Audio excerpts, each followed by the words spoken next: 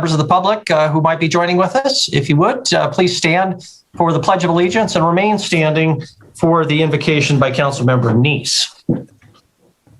I pledge allegiance to the flag of the United States of America and to the republic for which it stands, one nation, under God, indivisible, with liberty and justice for all. Let's pray. Dear Father, we come to before you as a council, and when we ask you for your guidance, for your wisdom, for your understanding as with the matters before us. We pray for the city. We pray for those who protect it, our firefighters, our police. We pray for our soldiers who are abroad and at home. We pray you watch over them and bring them home safely. In Christ's name we pray this. Amen. Amen. Denise Bowman, our city clerk, if you would please call the roll. Yes, Mayor. Councilmember Shaw. Here. Councilmember Yakowicz. Present. Neese. Here. Ewalt. Here. Joy. Present. Chariki. I am present. Purington. Present. There she is. Ronning. Here. Boyette. Here. And Brown. Here. And Miracle. Here. Thank you very much. Before we get into other matters of business tonight, we have an update on the from Big Sky Economic Development on the COVID-19 situation, and in particular business and economic and vaccination efforts, I suspect. And here to do that this evening is Melanie Schwartz. So Melanie, I saw you earlier and you're still here with us. So please take it away. Thank you, Mayor. Thank you, Mayor and Council, for having me tonight. I just wanted to give a quick update on where we are with our vaccination clinics, and also just some information about businesses and how they're working through having the mask mandate lifted from the state, and some of the things that we're working on with that. The first thing I'll tell you is we will be in our second week of our centralized vaccine clinic up at Cedar Hall on Metro Park, and last week went well. We had a few hiccups the first day, but we got them worked out pretty quickly, and we're able to get all the vaccines out in those days. The way that people are getting their vaccine appointments is through a portal that people are able to access via the website. I found out this morning that we have about 90% of the people getting their appointments through the portal, and then about another 10% are getting them through the phone line. So there is a phone option. If people aren't comfortable using the portal, they can call, and we do hold some appointments for those people that are calling in. So this week we are doing the same thing again. It's sort of a repeat of last week. We'll be doing vaccination clinics on Tuesday and Wednesday. This week we anticipate having about 1,440 vaccines to give out. And those appointments are going pretty quickly, but there are still a couple open. So if people are wanting to get that vaccine, please share that information. We are still in 1B. And so that is people 70 plus and those with medically compromised. So not much has changed from last week with that vaccination clinic. The Yellowstone Economic Response and Recovery Team has been meeting and really talking about businesses have been reaching out to us about how do they communicate the mask mandate, or us not having one statewide, but they still want to have a mask directive for their business. We encourage businesses, you're totally within your rights to do so, to have a mask policy for your business. And we've just been working on what that language looks like, and maybe some new signage for them, and some campaigns about just the value of continuing to mask, especially for our business community. So those are kind of the hot things that are happening this week.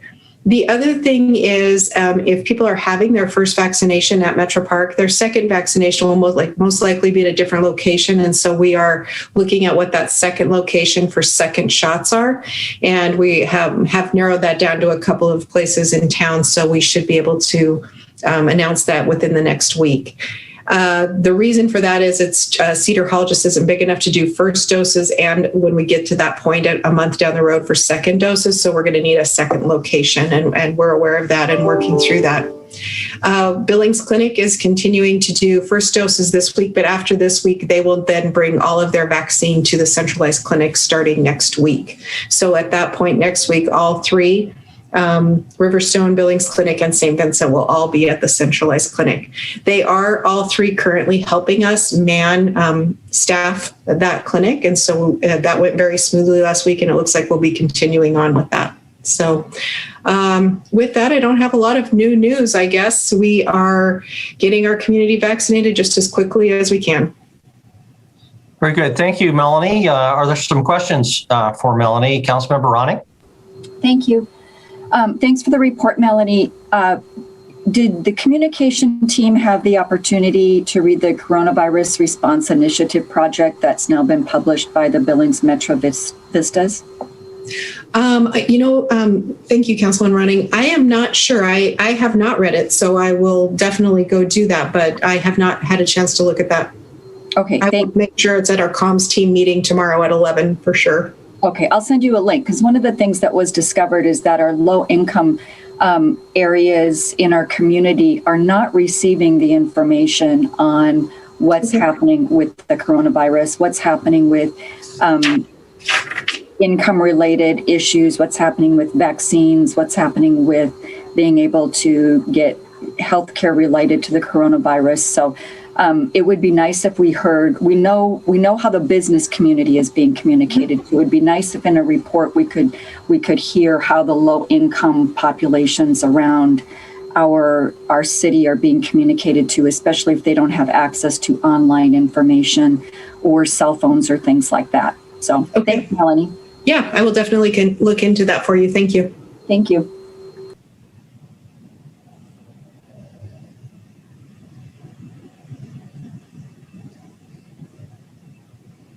Any other questions I can answer?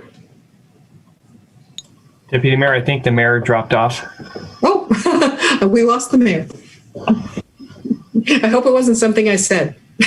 I'm sure it's not. Thank you. Thank Melanie, you. anyone else would like to chime in?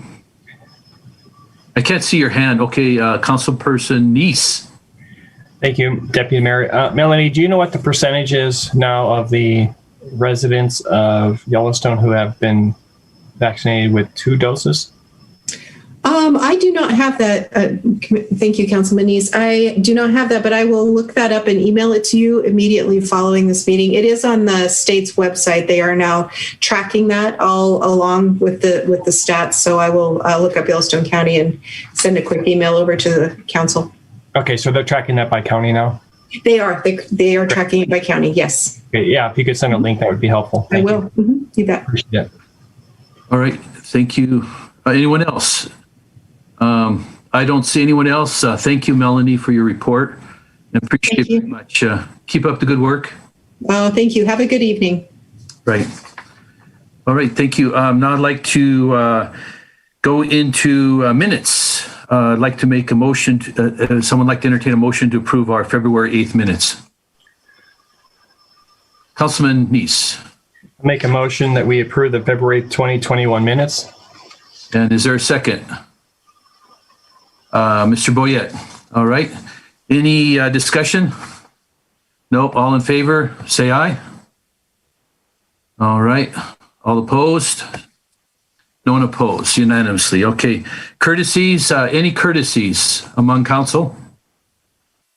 No courtesies? Okay. Did I see? Okay. Ms. Ronning. Thank you.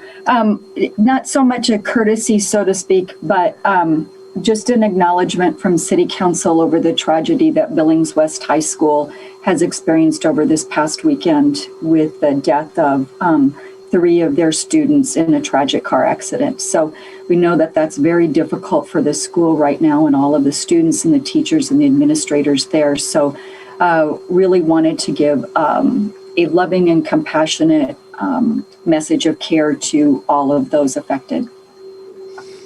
Thank you. I'll turn this back over to the mayor. That we're just going through courtesies, Your Honor. Any other courtesies? You're on mute, Your Honor. There, can you hear me? Okay, I apologize, everyone. The computer gremlins got me again, and I tried to switch to a second computer as a backup, and that seems to be working, at least for now. Councilmember Yakowicz, where did you leave off? We're finishing. Left you. No problem, Your Honor. We're finishing courtesies and moving into proclamations. Okay, thank you very much.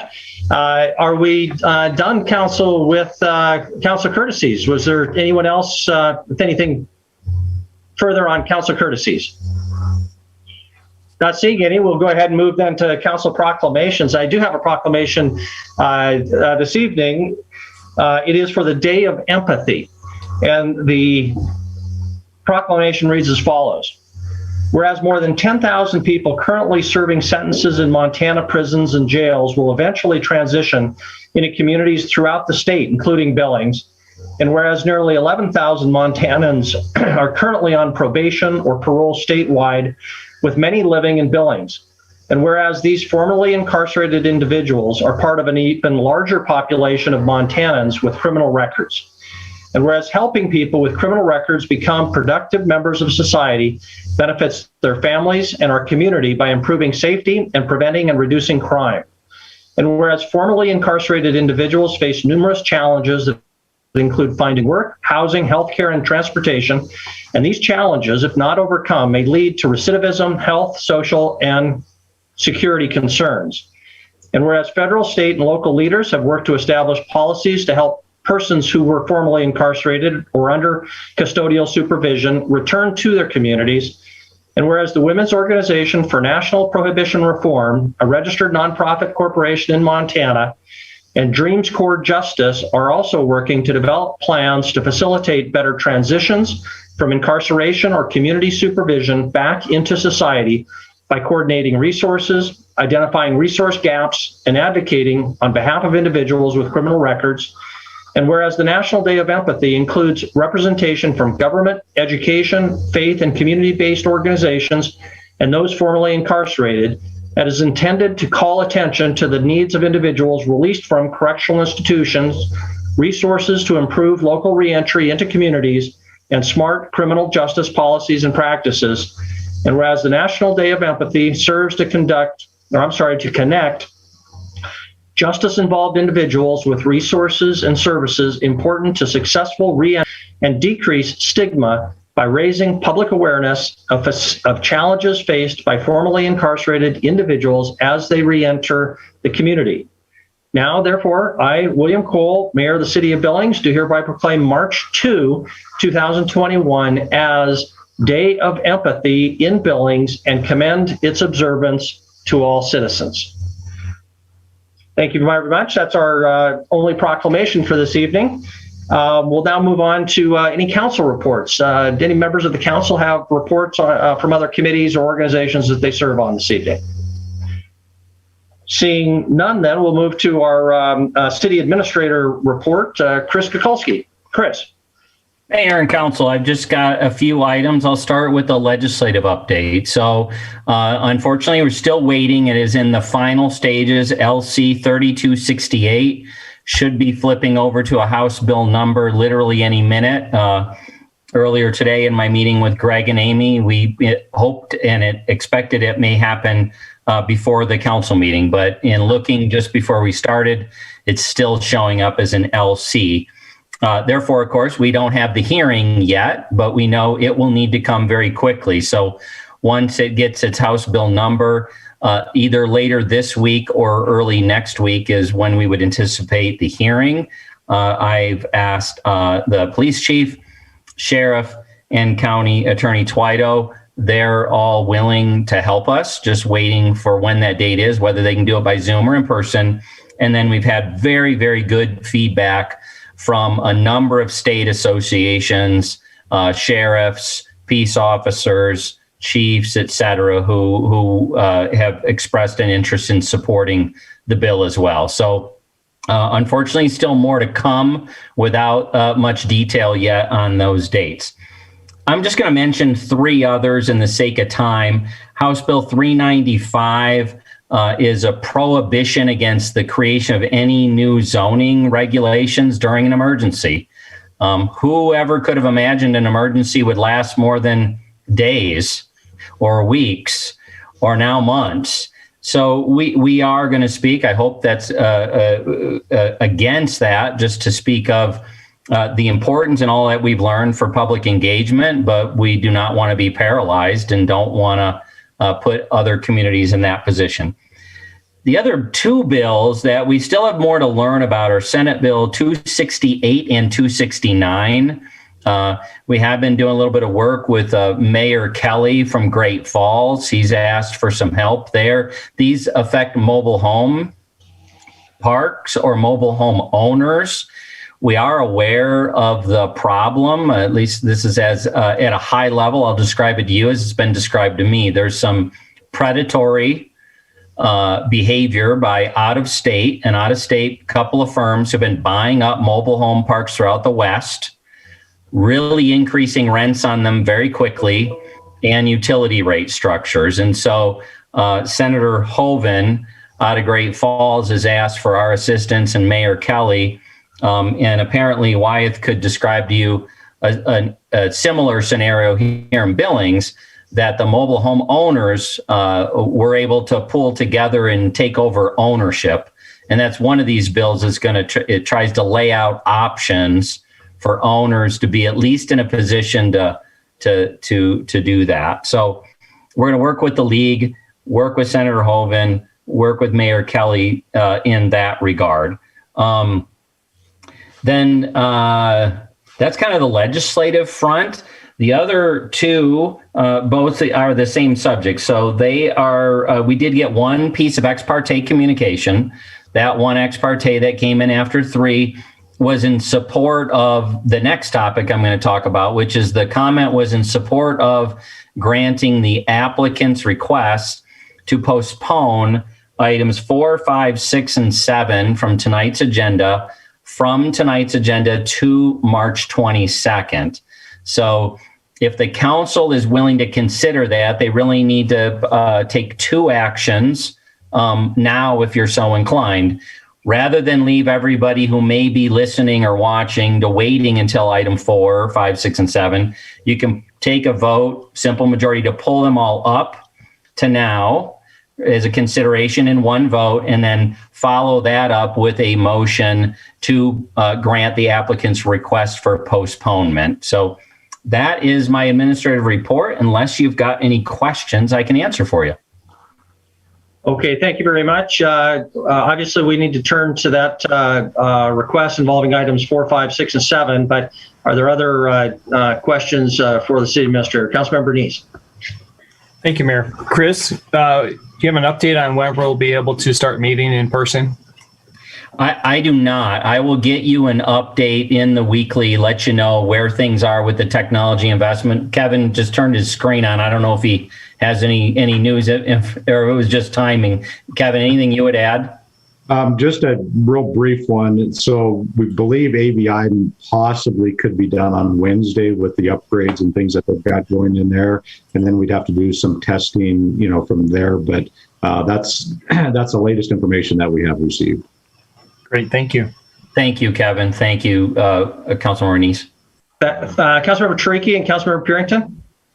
Since that issue, since Councilmember Neese brought up meeting in person, I've been wondering how the recently passed legislation about open carry laws is affecting the city and our city offices and our meetings.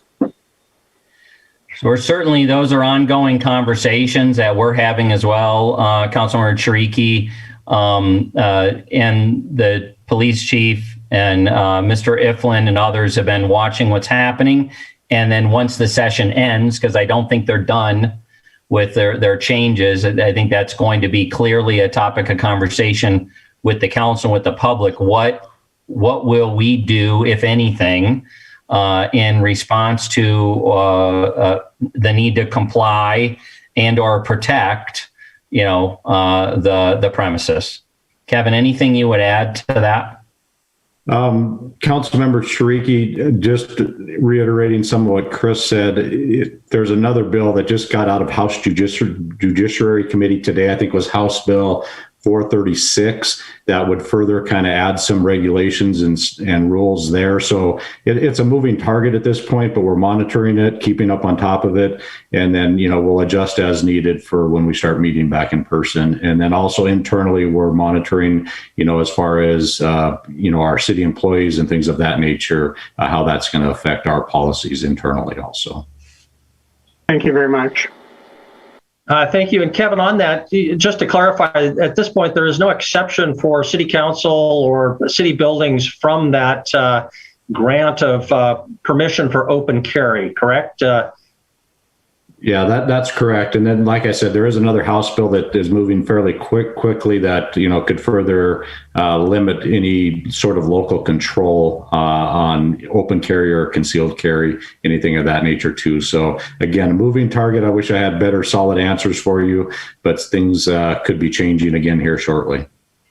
We'll forgive your use of the phrase moving target. Councilmember Purington. Thank you. Chris, I just have a question regarding that House Bill 395 on there would be no change in zoning during an emergency. I just want to comment that I know that during Project Recode and all of those changes that were made, that was probably one of the largest complaints that we had, was that people did not feel like they had a voice in this. They wanted to meet in person. We had a lot of contractors, the Tavern Association, a lot of people, that was their one desire, was to meet with council in an open session. So I don't know the dynamics of this bill, so I'll be interested in reading it. So whether or not that's something that I would support, I don't know, but I just know that was a real issue with Project Recode. Absolutely. Any other questions for Chris before I ask the council for its pleasure concerning items 4, 5, 6, and 7 and the request for a 30-day delay there? Councilmember Neese. Yes, I'll make a motion to move item 4, 5, 6, and 7 to the next item on the agenda. Okay, thank you very much. Second by Councilmember Boyette. Any discussion on that motion? Again, this is just the procedural to move it up for discussion, not on the merits of the 30-day extension or postponement. Councilmember Neese. By moving this up, is there any indication that we're preventing the public from public comment on this? I know that if we remove it from the agenda, they can then, I guess, speak at the end of the meeting. But right now, certain items actually they were allowed to speak during the public comment for non-public hearing items. So by moving this up, or by by us taking it up and then going to remove it, what impact is that going to have as far as anyone being able to speak on this other than just at the end? Are they going to be able to speak at all during some of these times? My understanding, we'll ask Gina Dahl, our city attorney, to comment, or Chris Kukulski. My understanding is, if these things are put off by 30 days or to March 22nd, with them goes the public comment period. Okay. But people are always welcome to comment on any item not on the agenda. They just have to wait until the end of our meeting. Okay. Gina, do you want to contradict that in any way, or? Nope, I think you got it covered. Okay, so that's the expectation here. Any other discussion on the motion? If not, we'll vote. All in favor of the motion, please raise your hand. Voting in favor are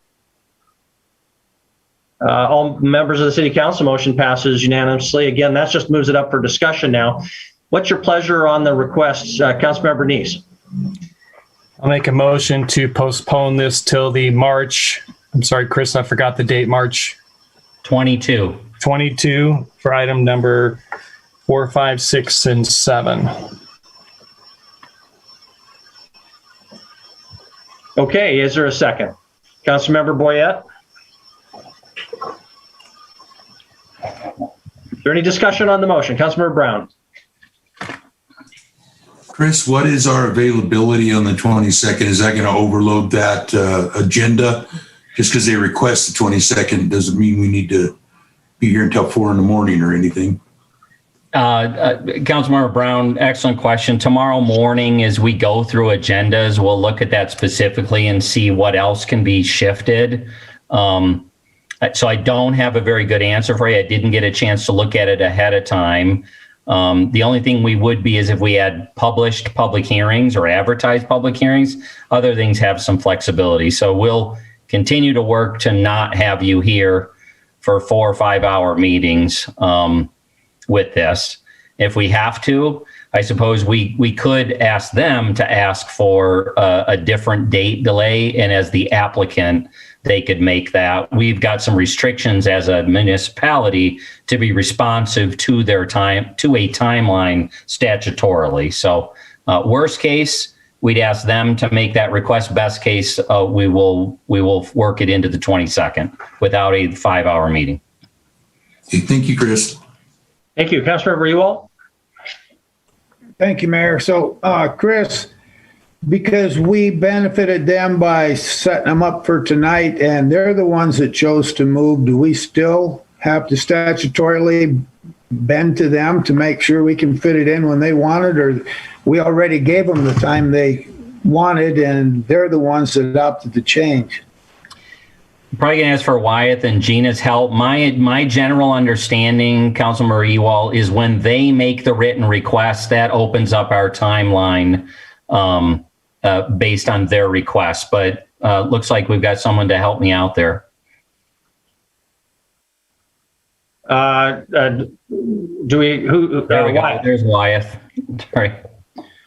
Yes, Mayor and Council, Councilmember Ewald, I guess our understanding as of right now, the request was to delay to March 22nd, to move it to March 22nd. So I guess I would say that's what we're focused on, is it's going to be on March 22nd. I'm not sure what else when you're talking about, I guess I don't understand the rest of your question. That's the request and that's what we're going toward. That's just like we've had other requests in the past to delay items to another meeting date, and the council has agreed to that and set those future meeting dates. I think the question, Wyeth, was whether the council is obligated to grant the request, and I assume the answer to that question is no. Oh, okay. Yeah, if that's what you're asking, then no. I mean, the council, it's the council's discretion to whether to honor, the request that's being made to delay it to the 22nd or not. That would be true across the items. Okay, thank you. So we have a motion, second, further discussion. Councilmember Neese. Thank you, Mayor. Wyeth, this is to you. So when we hear this on the 22nd, if they want to postpone again, or if they withdraw it, is this follow then under those statutory requirements where they can't bring it back for a year or something like that? I guess I guess want to make sure that if we're going to postpone this to the 22nd, we're actually going to see it on the 22nd.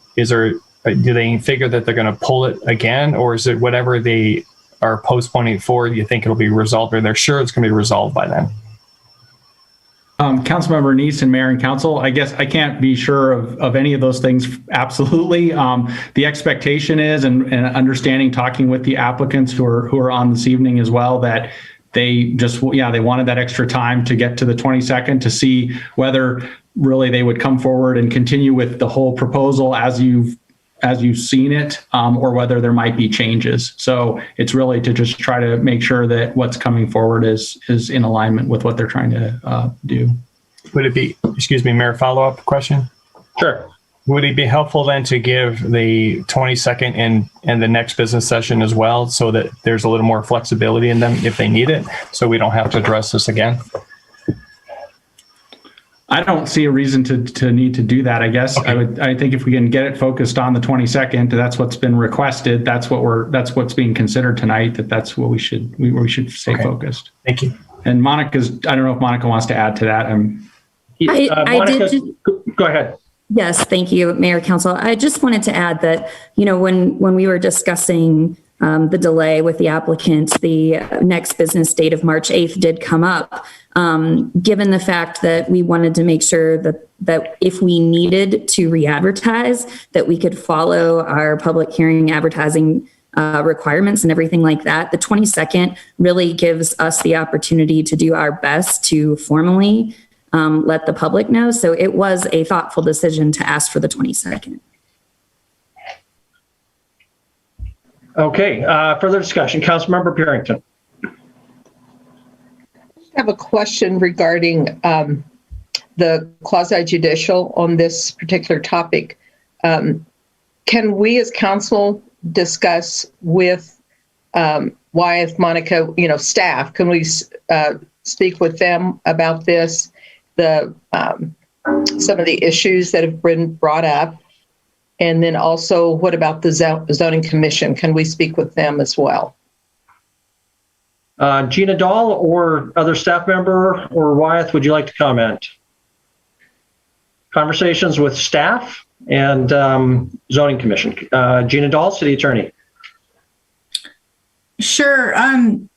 Yes, I don't see that there's any reason to not be able to speak with city staff, and certainly Wyeth and Monica and whoever else in the staff can provide you information. I think it's mostly what we're focused on is the parties, to not have contact with the actual parties, the applicant.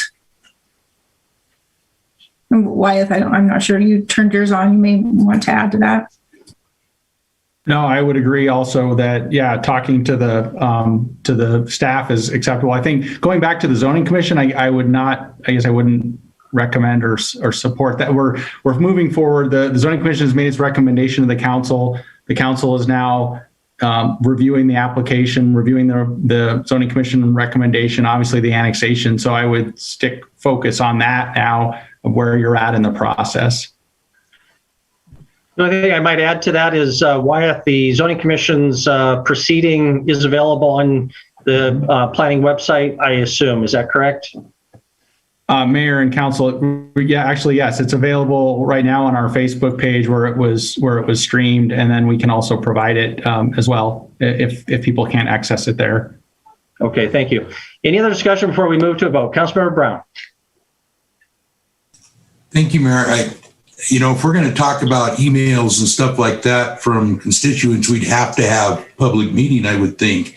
I can say if those questions come up, I will ask for point of order just to verify, because that's not the motion we have right now, right? The motion is only for the delay to March 22. Right. Any further discussion on the motion? If not, all in favor of the motion, which is to postpone till March 22nd, please raise your hand. Voting in favor are council members, all members of the city council. Motion passes unanimously. Thank you very much. So for members of the public who might have been watching that, what that means is items 4, 5, 6, and 7. That's the Highway 3 annexation, development agreement, ward adjustment, and zone change will not be discussed tonight, but they will be addressed on March 22nd. If you are very patient and you would like to wait until the end of our meeting, which will be probably in a couple hours from now, at the end of our meeting, we always have an opportunity for public comment on things not on our agenda. And you are welcome to comment then. As also at our next business meeting in 2 weeks, or even at a work session. And of course, we'll have public hearings on March 22nd, but we wanted you to know that up front at the beginning of this meeting, so you didn't have to wait too long to learn of that change of the agenda. So hopefully that's clear. Thank you, everybody. We'll then move ahead with the regular agenda. The first item up then is public comment on non-public hearing agenda items. So tonight, that is our consent agenda, item number 1, and item number 9. Item 5 has been postponed. So if you'd like to call in, please do. If you have a comment on items 1 or 9, the phone number for all comment tonight is the same. Area code 406-237-6196. Call that number immediately because there is a delay. Our meeting is actually ahead of what you're hearing. Again, that number 237-6196. You might want to write that down. Please keep your comments to less than 3 minutes. Tell us your name and your address up front. And also, please turn off or mute your screen, your television or your computer, because again, our meeting is about a minute ahead of what you're hearing, and it's very confusing otherwise. A number again, 237-6196 for any public comment on any items on our consent agenda, item number 1, or on item 9, the development agreement for the Bitterroot Heights property. Denise, do we have anyone who has called 237-6196? No, Mayor, I've received no calls. May I get some clarification on the first motion that Councilmember Neese made? Who made the second for moving that item up? Councilmember Boyette. So Mr. Boyette, Councilmember Boyette did both of those motions as seconds? That's correct. Okay, thank you. Okay, thank you very much. Okay, then we have no public comment. We'll close that public comment period on non-public hearing items and move on to item number 1, our consent agenda. Do we have any separations for a separate vote tonight on any of the items on our consent agenda? Councilmember Brown. I need to abstain from item 1D as in David. Morrison Merrily is my primary employer.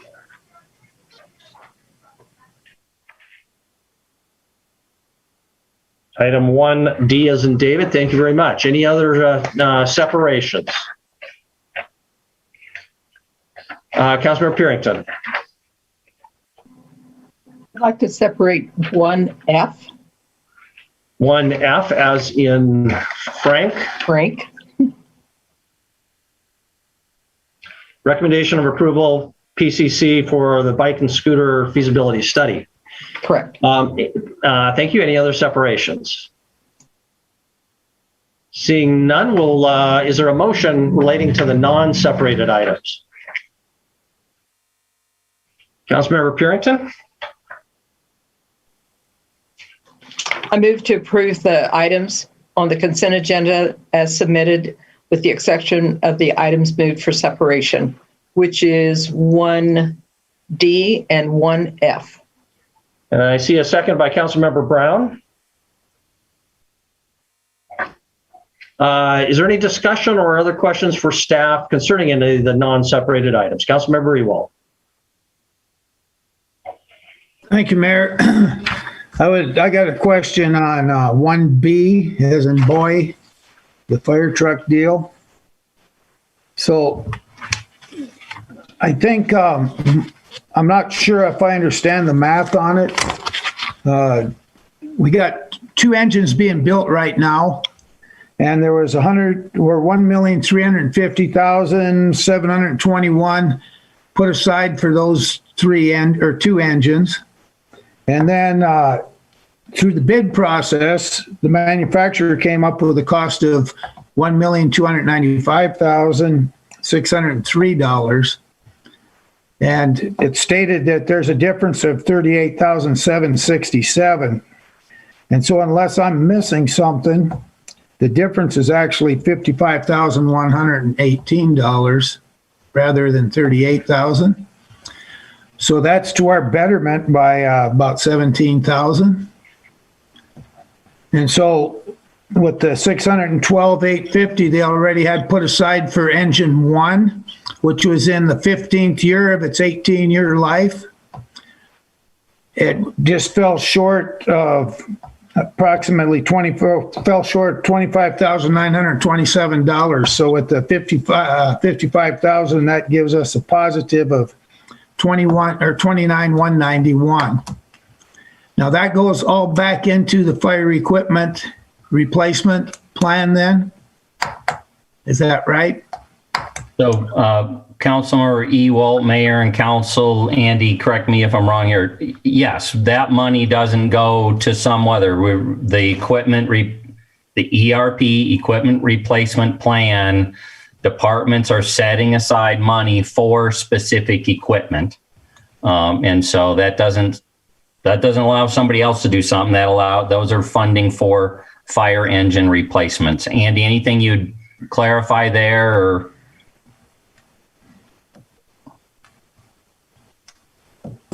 I think you got it, Chris. Thanks. Okay. Follow up then, Mayor, please. Go ahead. Okay, so the two engines that are being replaced at the factory right now, they had a lifespan of 15 years. Engine one, for some reason, has a lifespan of 18 years. So if it's going to get built with the two engines at 15 years, does that put them on a 15-year schedule, or does it put engine one back on an 18-year schedule? Or are we going to end up buying three engines at the same time in 15 years? Mayor and Council, I believe recently we made a change to stretch the life of those, believing we could get another 3 years comfortably out, unless it's exactly the reverse. Andy, could you help me out? Did we go from 18 down to 15, or did we recently go from 15 up to 18? Mayor, Council, I think Chief Rash is on and he may have a better explanation, but I believe when this predates me, but when the fire department purchased the QRVs, I believe in order to finance all that, they shifted the fire engines from 15 to 18 years at that point in time. And my understanding is there's a change in direction at the fire department on that, and they're moving them back to 18 or back to 15 years. So does Chief Rash want to chime in on any of this? That's correct. We had tried to work that down to a 15-year rotation so we could have people have apparatus that are in reserve longer. I'm not sure that that's something that won't be changing, just because based on the finances and the annual contributions the fire department has to make each year, that was actually feasible. So that is certainly something we would have to take up with the ERP, and I certainly understand Council Member Ewald's concern there. Point taken, and I will certainly work with Andy and the ERP to see that that's resolved, and then I'll report back to you, sir. All right, thank you. And the other thing I got to say is we were so lucky it was 15 years old instead of 2 years old. And Councilor Ewald, Council, you are so correct, and we're so thankful that nobody was hurt or worse. So absolutely, we were very fortunate, and good things that are coming out of a bad situation, but nobody was hurt, thankfully. And then the other thing is with two engines already under contract, the third engine probably came back quite a bit cheaper. So, Council Member Ewald and Council, it actually did. We were able to forego at least one price increase on this, additional trips, things like that. So there was a significant savings there, as well as when the actual time for replacement for engine one would come about, we won't have to redo this. So I'm going to estimate $50,000 to $60,000 savings that we'll see out of this unfortunate incident, but it does have to be replaced. So there is some good that comes out of the bad. Yes, sir. Great, thank you very much. Further discussion on the motion for approval of non-separated items. Councilmember Neese. Thank you, Mayor. I am concerned about that item as far as the math being off by $16,000. Is there an explanation why that is off like that? Is there something missing in the equation? Mayor, Council, Councilmember Neese, those were the amounts on the agenda item from 11-9. I didn't go look at the attachments for when the original bid was awarded, but so I don't know if there were other items added to the bid, but that was the numbers referenced there. Mayor, follow up on that then? Sure. So Andy, are you saying these numbers are not accurate? I am not saying that. The bid amount per engine is the accurate amount, which I'm looking right now. It was the $1,295,603 was the base bid back on 11/9/2020, and don't see why the difference is there, but perhaps Chief Rash may know if there were additional items added to the base bid, or if that was perhaps a typo back then that has made its way forward here as. Councilor Bernice and Council, I would have to double check that as far as a typo. There were not additional things added to that. The base bid in which we submitted and the council approved on that initial contract with Pierce Manufacturing are correct, and that's the same figure that they allowed us. And again, they did forego any rate increase when they had in between. So I apologize for that. I will certainly find and report back on what the discrepancy in the funding is there. Okay. Further discussion before we move to a vote. Councilmember Treaky. I had a very different interpretation than Councilmember Ewald did when I read it. What I saw was the amount of money that was set aside, 1.35 million, and that the actual cost was 55,000 less than that. And what I'm assuming the difference that he's seeing in there is that we have not set aside the full amount of money that would have been set aside for engine one since it's being replaced earlier in the cycle. That's how I read it. Councilmember Neese? Mayor, would it be appropriate to have this memo corrected in minutes? Well, okay, well, that's kind of up to the council, I guess. That's an option. But Andy Zeller, did you want to chime back in here? I'm not sure. To be honest, I'm not sure I was either tracking the numbers. So we may need to have those go back because I might not be the only one. And second, I'm not sure I was understanding the materiality of all of this. And frankly, that it matters a heck of a lot. But Andy, can you clarify? Mayor, council, councilmember, all council members, Councilmember Trickey is correct. I'm reading the memo from 11/9/2020, which the original bid, it looks like, from Hughes was $1,350,721 less the prepayment discounts offered by Pierce, which brought it down to $1,295,603. So that was the discount because we had the money set aside already. The amount of money that we had set aside was $1,334,370, a difference, as stated in both memos, of $38,767. I would say there's no need for a correction. Thank you for that clarification. Okay. All right. Very good. Thank you. Any other discussion on the motion before we vote? Not seeing any. So all in favor of the motion, which is for approval of the non-separated items, please raise your hand. Voting in favor are all members of the City Council. Motion passes unanimously. Thank you very much. Brings us to our first separated item, which is 1D, as in David, amendment number 26 with Morrison Merrily for engineering services for the reconstruction of the airport, commercial aircraft ramps. Is there a motion? Councilmember Boyette? Thank you, Mayor. I move that we approve consent item number 1D with the exception of Councilman Brown. Second by Councilmember Joy. Any discussion on the motion? Seeing none, all in favor of the motion, please raise your hand. Voting in favor, all members of the City Council, with the exception of Councilmember Brown, who did not vote.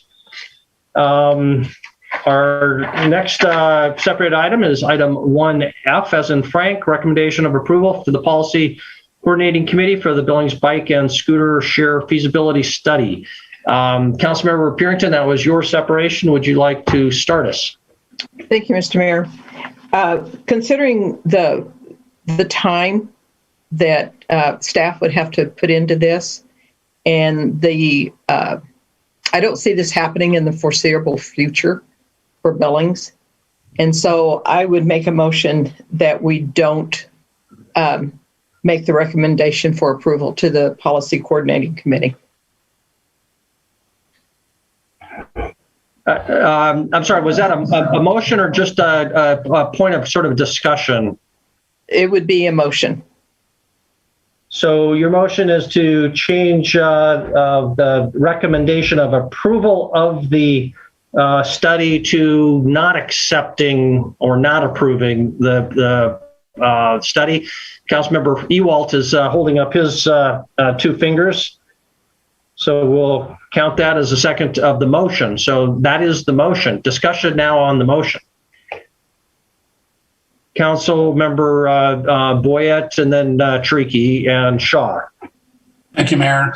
I was the one that brought it up last week or 2 weeks ago that at this point in time, I think we have other priorities. Again, I don't want to be spending $1 million down the road. I don't want this to have a life of its own 2 or 3 or 4 years from now when someone pops up and says, well, the council approved it in 2021. So I agree that we should just move on and let it die a death. If we need to bring it back 5 years from now, we can. The council can always bring it forward if some developer comes in and wants to spend $1 million. Okay, Councilmember Tricky and Councilmember Shaw. First, I'd like to ask staff a question, and then I have a comment. Please. So exactly how much time would approving this feasibility study commit staff to? Elise Monet is on. Elise. And then Wyeth, perhaps. Yes, probably Wyeth will want to jump in. Thank you, Councilmember Tricky, for your question. Mayor and Council, this would not commit us to any additional time beyond what we've done already.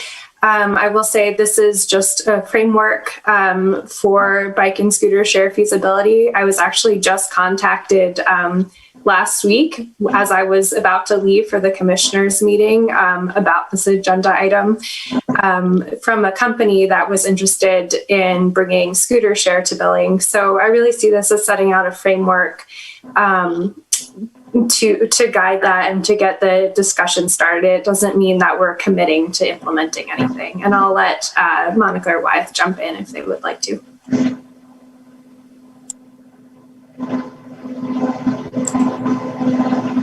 Oh, Monica, you're on mute. Yeah, Wyeth appears to be frozen, so I'll jump in. Elise is right. This is not asking the council to obligate or program any sort of money towards the implementation of this program.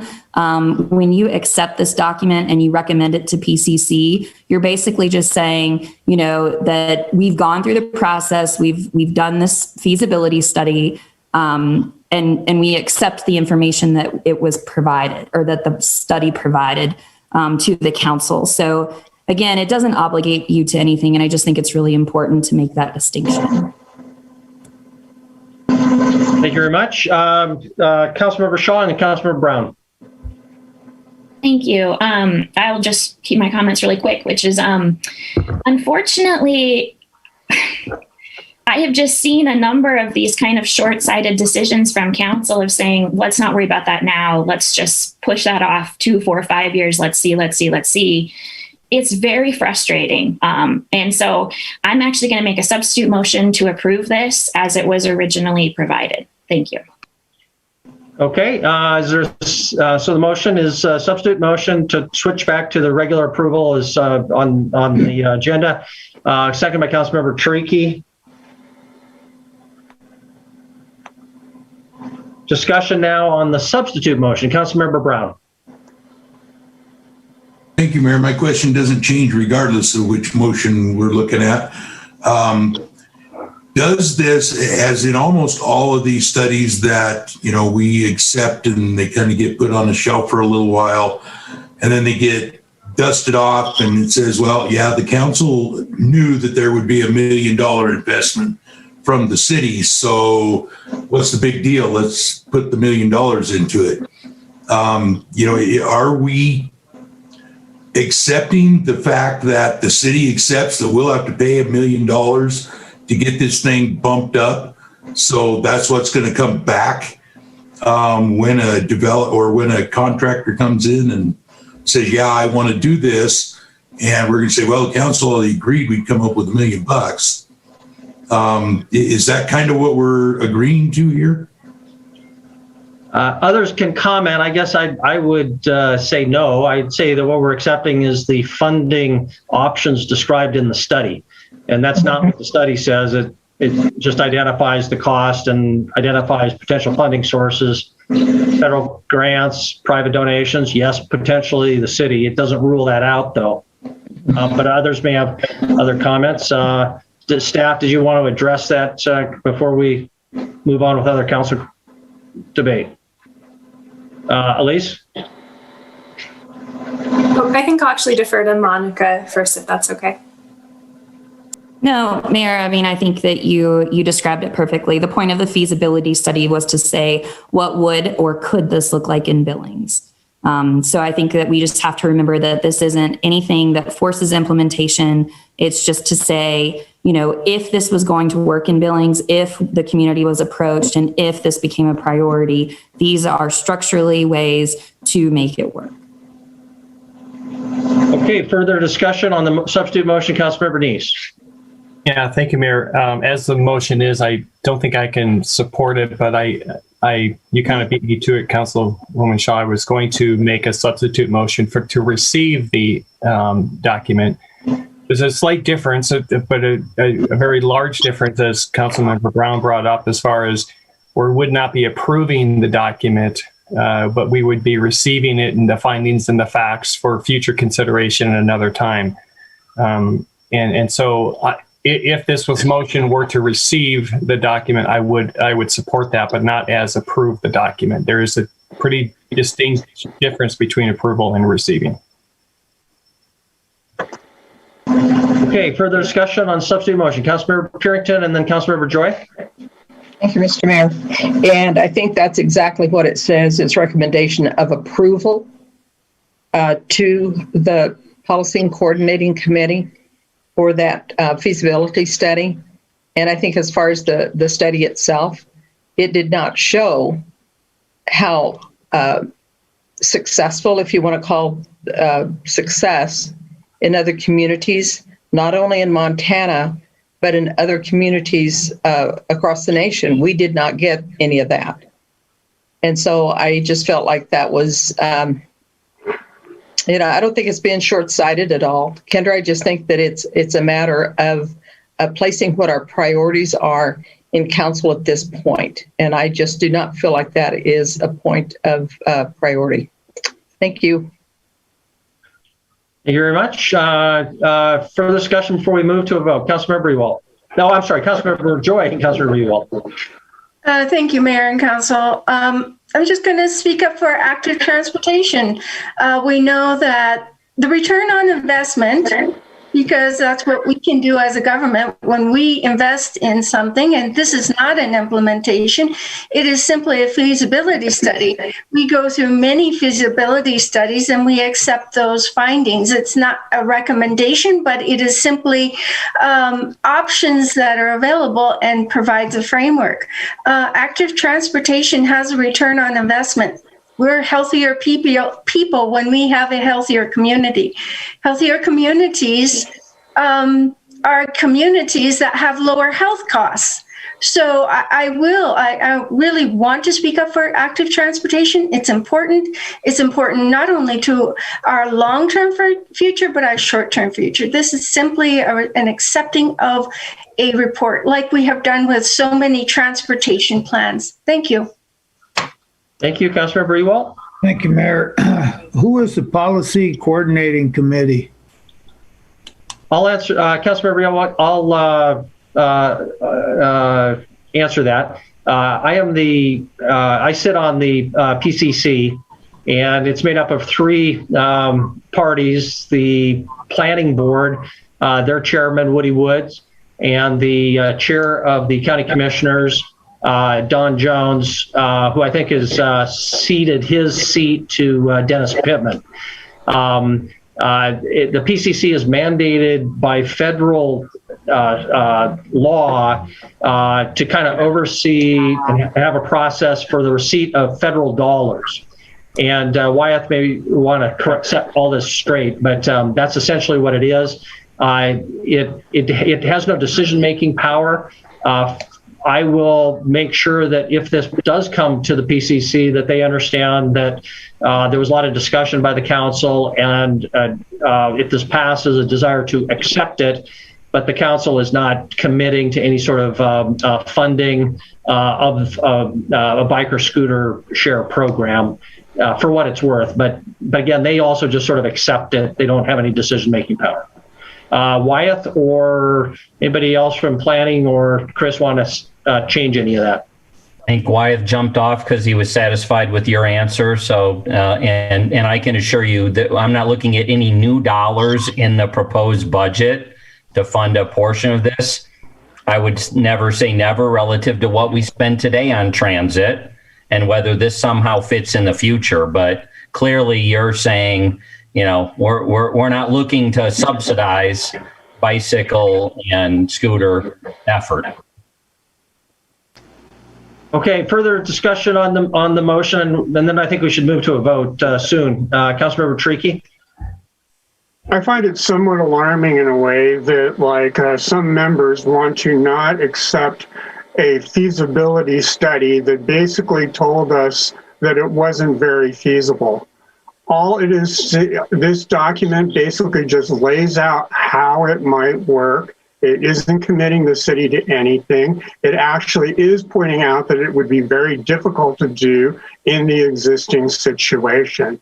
So, hey, I'm going to vote for it. It can sit up there on the shelf with all the other feasibility studies and master plans and neighborhood plans that we have up there, in the hopes that someday, you know, we can actually pull it, blow the dust off, and take a step forward for active transportation here in Billings. And I would point out once again, as the mayor pointed out a couple of weeks ago,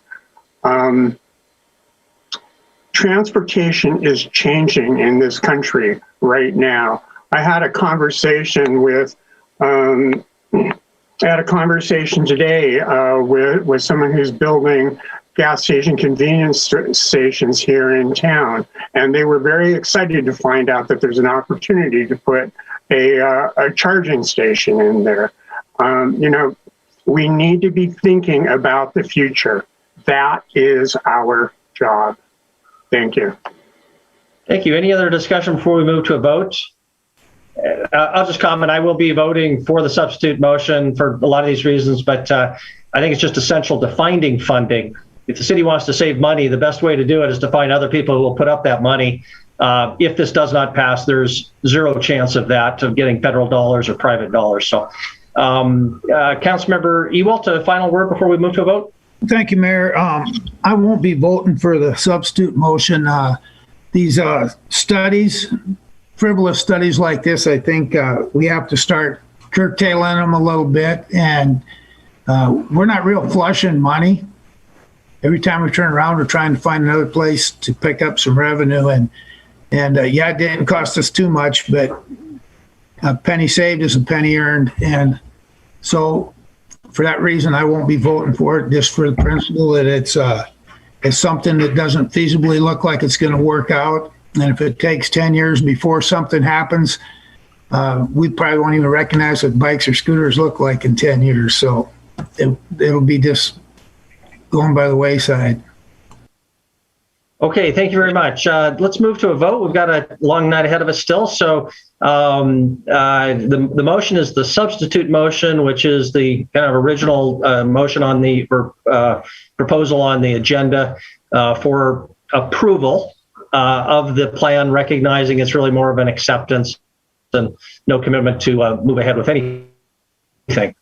All in favor of that substitute motion, please raise your hand. Voting in favor are council members Tricky Cole, Ronning Brown, Joy, and Shaw. Voting in opposition are council members Ewald, Wyatt, Neese, Purington, and Yakwich. Motion passes 6-5 by my count. Unless somebody has counted differently, I think that's correct. So that then resolves that item 1F.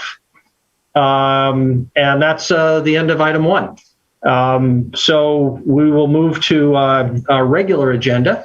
First item up is item 2. Denise, would you please read item 2? Yes, Mayor. Public hearing to provide the community an opportunity to comment on the low-income housing communities of Brush Meadow Apartments, Edgewood Apartments, and Shiloh Glen as required under Section 15-6-221, subsection 2 of Montana Code Annotated. There's no action necessary by the City Council this evening. And that's it. I believe our planning director, Wyeth Friday, has introduction for this item. So as soon as you get your PowerPoint up, Wyeth, it's all yours. And we are seeing both of the large screen and the little next slide screen. Okay, I think I got it there. Is that better?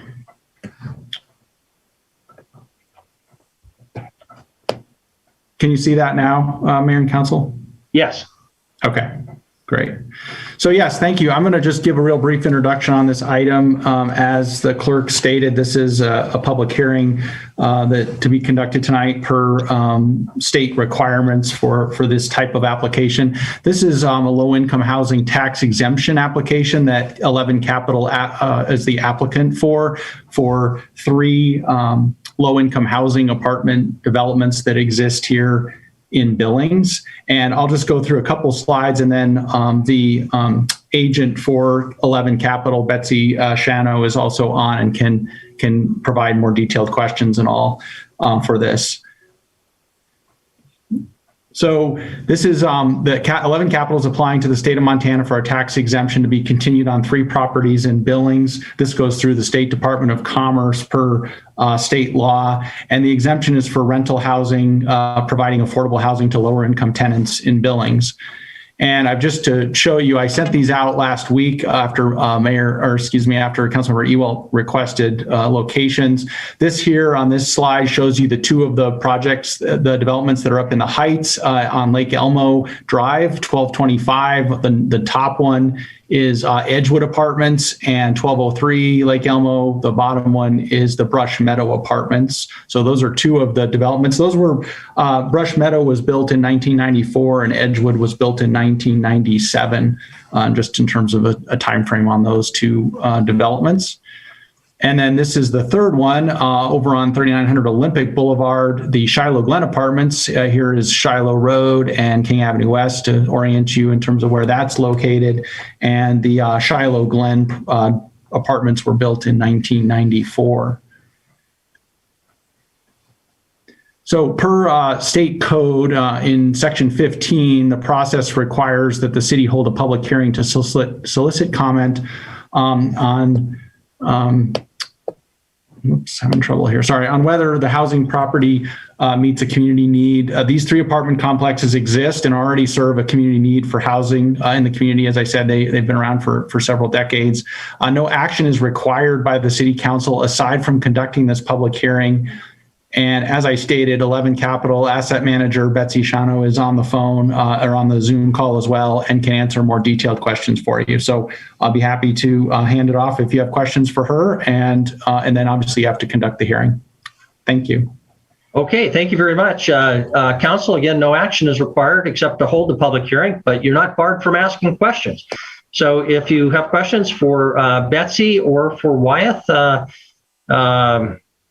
shoot away. Do we have any questions? Councilmember Neese and Chiriky, and for any members of the public, be prepared to call that number 237-6196 soon for the public hearing if you would like to comment. Councilmember Neese and Councilmember Chiriky. Thank you, Mayor. I think the housing is needed in Billings, and so I just wanted to make sure we go on record to say that I think they're providing a good service here. Betsy, would you mind answering what kind of waiting list you have as far as trying to get into these facilities? Yes, thank you, Mayor and Council members, for allowing me to attend this meeting. And yes, all 3 properties do contain a waiting list. It can be up to 15 to 20 folks at any time. And so we definitely see a need to continue the affordability of all 3 of these assets. And we actually have no intention of taking them out of the program. this tax exemption just allows us to continue the investment and put it back into the assets. Thank you. Thank you very much. Councilmember Tricky?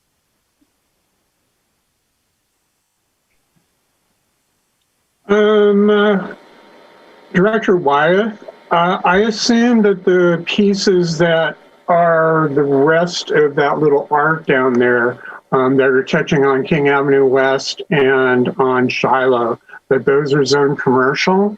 How would people be accessing those lots?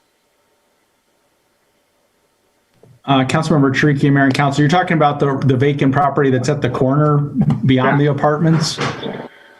Correct. Yeah. So there's they would be looking at accesses. I'd have to look. There's access control on the Shiloh corridor, so we'd have to see what would be allowed there, and then there'd be an access off of King Avenue West that may have been already anticipated with when that project was done. I'd have to look into it in more detail to answer that better for you, but there would be some allowances there that city engineering would look at. Okay, I was just concerned because as I was looking at that, I was thinking that entire area would have been served by what is now looks like Olympic Boulevard. And given how the way the housing is being built in there, it looks like it has to come in off of King or Shiloh. Thank you. Okay, thank you. Any other questions for staff or Betsy before we open up for public hearing? Don't see any. So members of the public, please call that number if you'd like to comment. 237-6196 on this item. That number again, 237-6196. Ask you to keep your comments to less than 3 minutes. Tell us your name and address up front. And please turn off or mute your television or your computer screen because our meeting's actually ahead of what you're hearing, and that will be very confusing if you're trying to listen to both your phone and your screen. Denise, do we have anyone who's called 237-6196? No, Mayor, I've received no calls. Okay, if you hear from anybody in the next few seconds, please wave your hand frantically. Before we move on, Councilmember Ewald, did you have something? Thank you, Mayor. Is Chief St. John with us tonight, or is he on vacation? I do not see him. I don't know whether Chris or Kevin know the answer to that. Okay, so I know that there used to be numerous calls, at least to Brush Meadows, I think to both of them off of Lake Elmo, police calls. And being it's a tax exempt deal, we get nothing in return for it. So that might be another reason to where we start charging for some of these calls. And I don't know, maybe that's not as many as it used to be, but I know it used to be very frequent that they would go on calls there. So I was just going to see if they still have a lot of calls going to those apartment buildings. Maybe Assistant Chief Chris, with your permission, we'll turn that one to Kevin. No, I appreciate Kevin's help. Thanks. Councilmember Ewald, I think you're right. I remember, when I was working that area and stuff, we would get called, to those areas quite frequently. I don't know what the volume of calls is. Recently we can certainly get you that information in regards to those. And so I don't know how problematic it has been in the past few years. Okay, those might be some good numbers to have, especially if we're going to start looking at charging for calls, especially when they're not paying any taxes. So we get nothing out of it, but yet they spend a lot of time being there. So just a thought. Okay, thank you very much. I'm going to close the public hearing. I'm not seeing any phone calls from Denise. So the public hearing is closed on item number 2. I think that concludes then item number 2, and we will move on to item number 3. Denise, would you read item number 3? Yes, Mayor. Public hearing and resolution assessing the weed abatements. Staff recommends approval. Action this evening, approval or disapproval of staff's recommendation. Andy Zeller is our presenter, is that correct? No, Wyeth Friday, our planning director. Wyeth. Yes, thanks, Mayor. I'll be very brief on this. I don't have any slides. I'm just going to give you a quick rundown, and we actually have a couple adjustments to the list of the abatements. So this is basically back in September we came to you and you did a first set of assessments for weeds from last year, from 2020, and we basically do the first round in September, and then we do the second one about this time of year in February to finish off any weed bills from weed cutting that we did that had not been paid. So in terms of statistics and all, just really quickly, you heard this in September, but we had 1,272 weed cases in 2020. We sent 142 of them to be cut by our parks staff that we coordinate on for cutting. 22 of those were cut before or when Parks Department arrived. So they were done before we got there. So 120 of them were cut. And we ended up with an 89, a little over 89% compliance rate by the time we got to the end of last year. So you're seeing this list of initially of 10 properties, and it's gone very well in terms of the numbers that were compliant and that got into compliance last year. So with that, I just wanted to, before the council starts the public hearing and then expecting to make a motion on this item, we have 2 properties on the list that we need to have you not assess. One of them is 1941 Belvedere Drive. That's tax ID A06357. And the other one is 114 South 29th Street, and that is A00914. So the actual total of the assessments would be $1,626.25 with those 2 taken care of. So with that, I'm happy to answer any other questions, but that's all. We just need to make sure we get those reflected before you act. Thank you. Okay, thank you very much. Questions for staff before we go to public hearing? Councilmember Neese.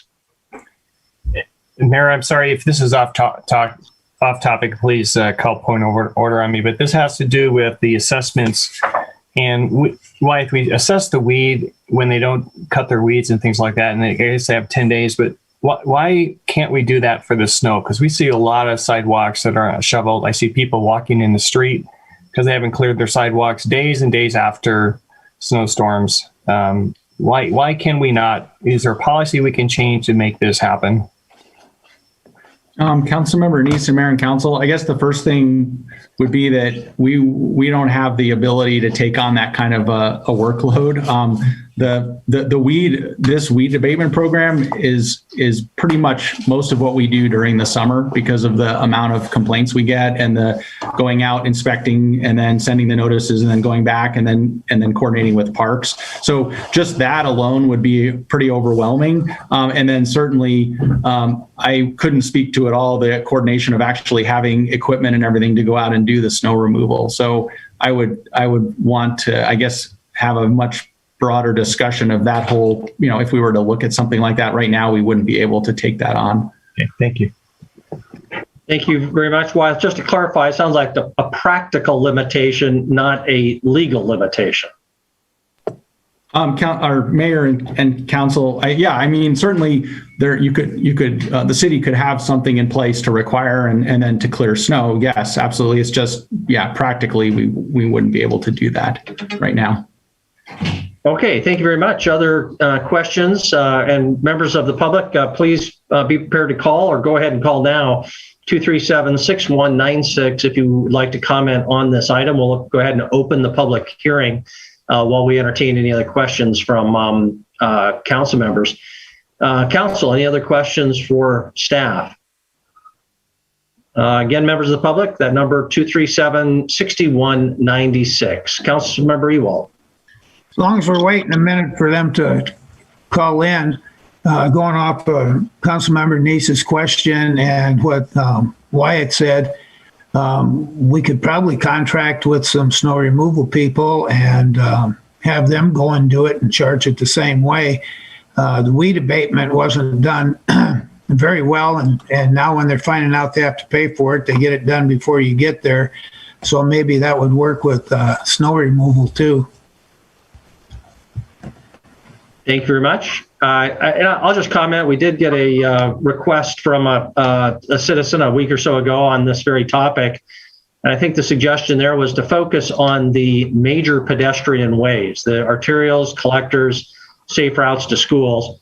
And that might make sense if we were going to prioritize resources to focus on those ways. Looks like we've got a phone call, perhaps. Someone has called 237-6196. We'll turn it over to our city clerk if we have somebody calling in.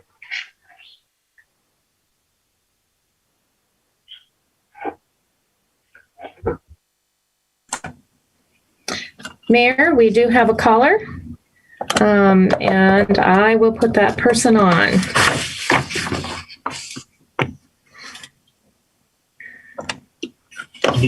Sir? Yeah. Are you there? Okay. I'm just going to ask you to go ahead and mute your TV so that we can hear you clearly. You'll have 3 minutes to address the council.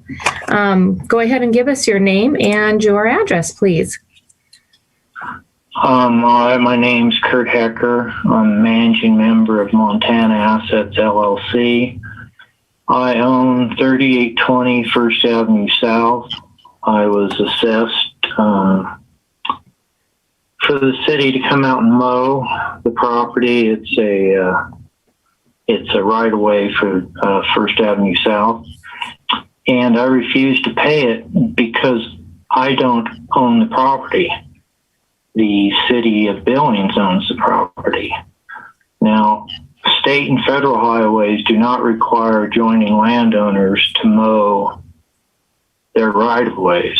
So there's precedent for this at both the state, county, and federal level. And furthermore, if you were to require me to mow it, would you require me to take care of the noxious weeds? Do you require me to pick up the trash, trim the trees, etc.? The case law that I have discovered is mainly concerned with sidewalks, and it's been found that the adjoining landowner is not liable for an injury on a concrete sidewalk. It therefore follows that, in my view, that I'm not liable and I'm not for anything that happens on the lawn. And if you guys have a piece of property, mow your own lawn. Don't ask me to mow it. I don't come and ask you to mow my lawn. Don't ask me to mow your lawn. That's all I have to say. Okay, thank you, Kurt. Have a good night. Yeah.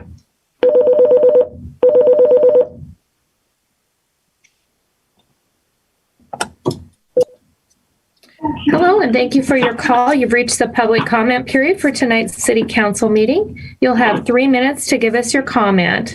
May I have your name and address, please? Ryan Burt, 2607 Meadow Creek Loop. Okay, Ryan, go ahead. Was calling to oppose the zoning for multi-family housing for the Bitterroot site subdivision. Okay, we are not taking public comment for that item just yet. That will be a public hearing towards the end of the night. Oh, okay. Okay, Gotcha. all right. Talk to you soon. Thank you. Thank you. You too. Bye. Okay, Mayor, it looks like that's it for weed abatements. Okay, thank you very much. We'll close the public hearing on item number 3, the weed abatement, but do want to give staff an opportunity to comment. And it may just be, we'll have to look into it more with Kurt on First Avenue South. But for anybody who might be watching, our city ordinances do require that adjacent property owners maintain the boulevards, other parts of the public right-of-way in or adjacent to their property. But if I understand his point, maybe First Avenue South falls outside that requirement. I'm not sure I caught all the legal intricacies. Is there anybody from city staff who would like to comment? Don't feel like you have to definitively, but at a minimum, it seems like we should follow up with this gentleman to clarify the city's position. Chris. So, I can't speak to the specifics of the address situation, but I can tell you generally, part of his research is correct, but his assumption is incorrect, in my opinion. Yes, it's true that the courts have found that the city will be liable for someone who trips and falls on a sidewalk.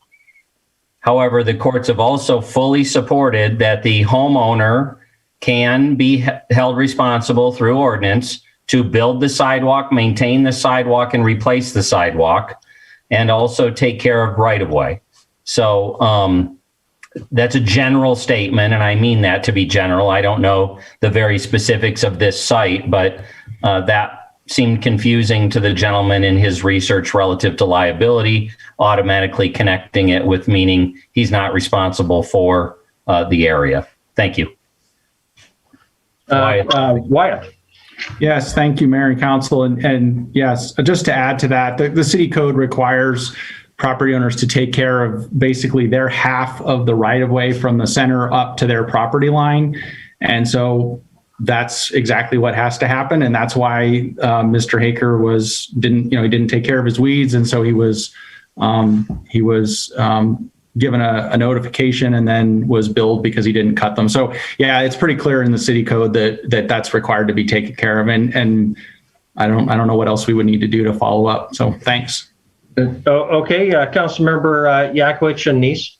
Thank you. I make a motion to approve. Thank you very much. And a second by Councilmember Neese. Discussion on the motion. Councilmember Neese and Councilmember Joy. Thank you, Mayor. Wyeth, we're going to approve this. How many times has the city probably been challenged on this and won the fact that these assessments are perfectly legal for us to assess? We ever lost? Put it this way: we ever lost? Councilmember Neese and Mayor and Council, I don't, maybe Nicole can chime in here. I'm not aware that we've been challenged. I talk to people every year regarding this, but in terms of actual challenges, besides me explaining the code to them, I'm not aware of us going, getting to court or anything like that. But yeah, I don't know. Nicole's jumping on. I don't know if she has anything. Nicole, you want to chime in on that? I don't think we've ever had any legal challenge to our weed assessments. We've always worked with people. If somebody comes running out of the house when we show up with our crews, they go away and we let them take care of it. So we don't like to get to this point. So great. Thank you. Okay. Thank you. Councilmember Joy and Councilmember Ewald. Thank you, Mayor and Council. I just wanted to know if the motion included removing the two assessments, A06357 and A00914, I believe, and then the total amount of the assessment being something like $1,626.25. Thank you for that clarification. You've got a thumbs up by Councilmember Yakovich indicating that was his intent. And from the second, Councilmember Neese, the same. So absolutely, that is the motion, takes into account those oral changes made by staff during their presentation.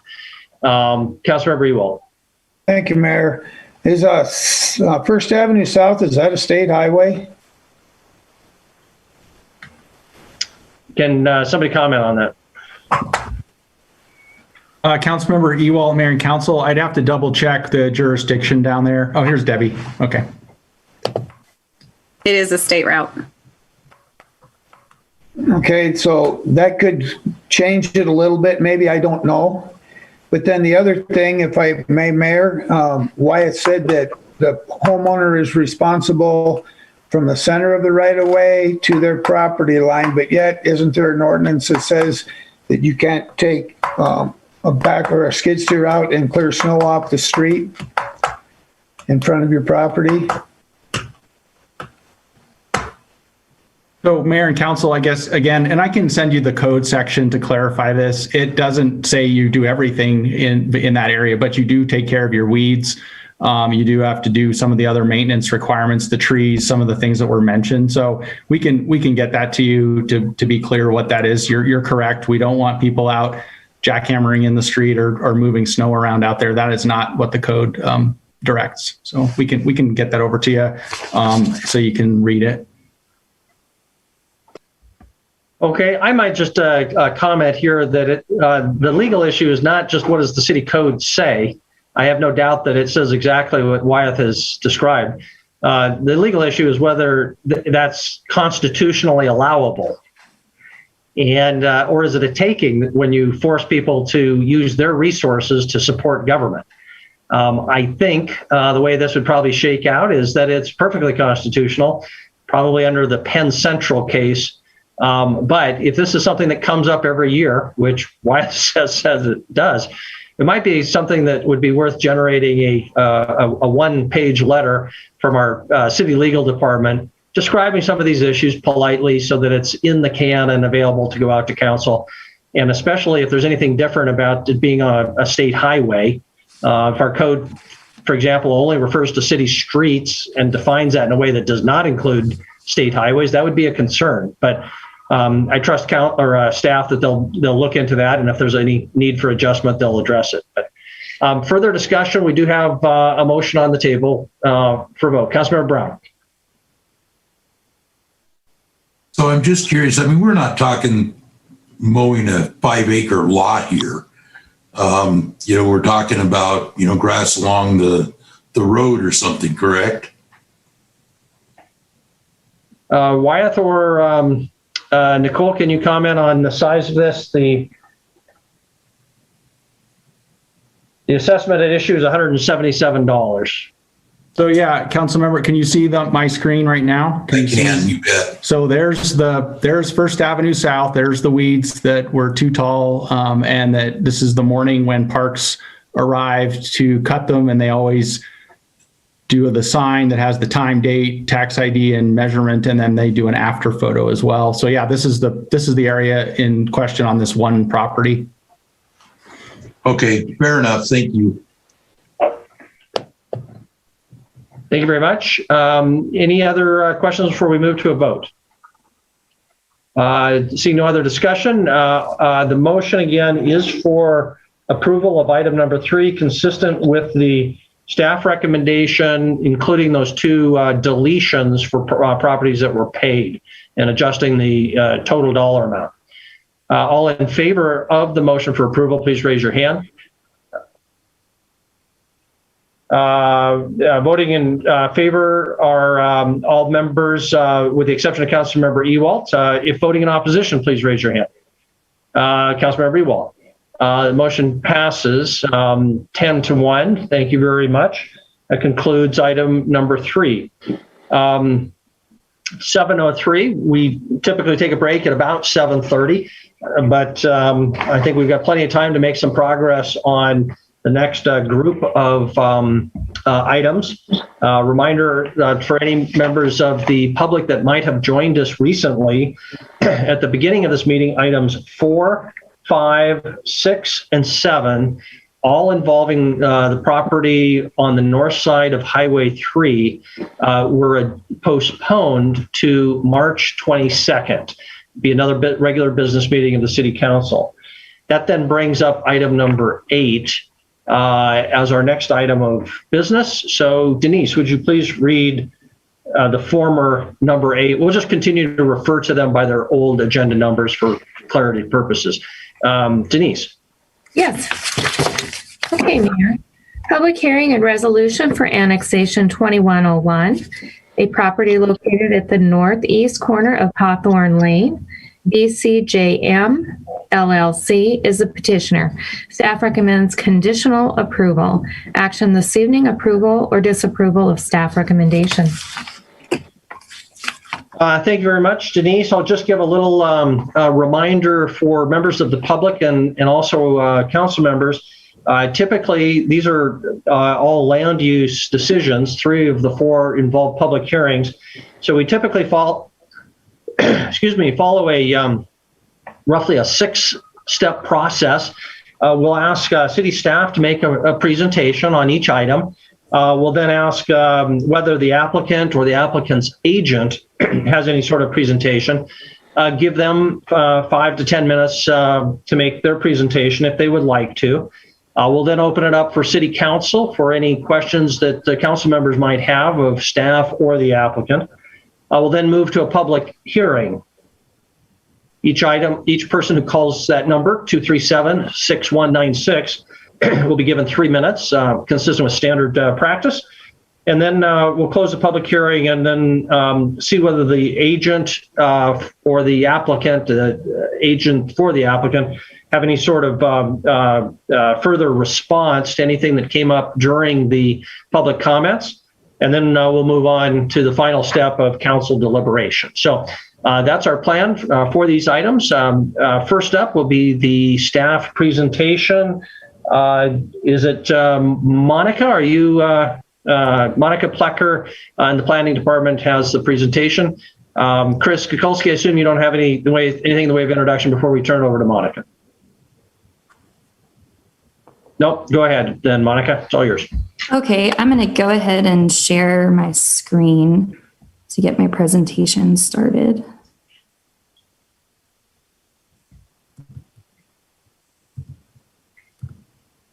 Okay, are you able to see this? Yes. Okay, so as Denise stated, this is a petition for annexation 21-01. There are 4 related items tonight. I just want to take a minute just to kind of, remind everybody, what they are, why we have to do them separately. So this presentation and your first action is specifically on the annexation, so whether or not the property should come into the city. There is a public hearing for this that you'll need to hold before you're able to make a decision. The development agreement is a condition of annexation that we always 99% of the time have that item on the same agenda. We also have the ward boundary ordinance, which does require a public hearing, and it's to clean up the boundaries for voting purposes. And then finally, this application also has an accompanying zone change, which also has a public hearing. So it is really important that, when council's having discussion and recognizing that there are 4 items, you need to do the best that you can to keep the hearing, discussion, and action specific to each item and not too terribly intertwine them. So moving on, this is the Exhibit A that is attached to your resolution. The area that is in question is shown in the gray here. This is a tough property to on the ground really get some good photos. So the aerial imagery, I think, is really your best to try and get an idea of the property, the area that it's in. So as you can see to the right of the subdivision, you see Bitterroot Drive. Over to the left, if you're able to see my mouse right here, this would be Hawthorne and Mary Lane. And then as you can see up here, we've got Highway 312. So hopefully that gives you your bearings about the property. This particular property is about 16 acres, 16.71 acres to be exact, that is being petitioned for annexation. The yellow on this map does denote where city limits are. So the property around it is already in the city limits. Moving on to the limits of annexation map. As you can see, the area is in the red petition area. This also better kind of shows where the city boundaries are. So everything around this property that doesn't have a color shading, that's already in the city limits. So as you can see, there's already city property adjacent. This is a zoning map, which I won't spend too much time on. Again, you do have a hearing for the zone change, which you will be able to go into this in full detail. But we do typically, when going through annexation petitions, just call out the zoning and show it to you, because one of the criteria, the 5 criteria for the annexation policy, is that development must be in accordance with the zoning. So this property right now is currently zoned agricultural open space. So as many of you are familiar with, anytime the property comes into the city, it needs to come in at a different use, because there's not a city equivalent of agriculture. So in this case, the applicants have accompanied this petition with a zone change application to N2, which you'll see does, R70, which then goes to N2, given our project recode. So just a quick snapshot there. Again, you will have your opportunity for hearing on that item. This is specifically for whether or not the property should come into the city limits.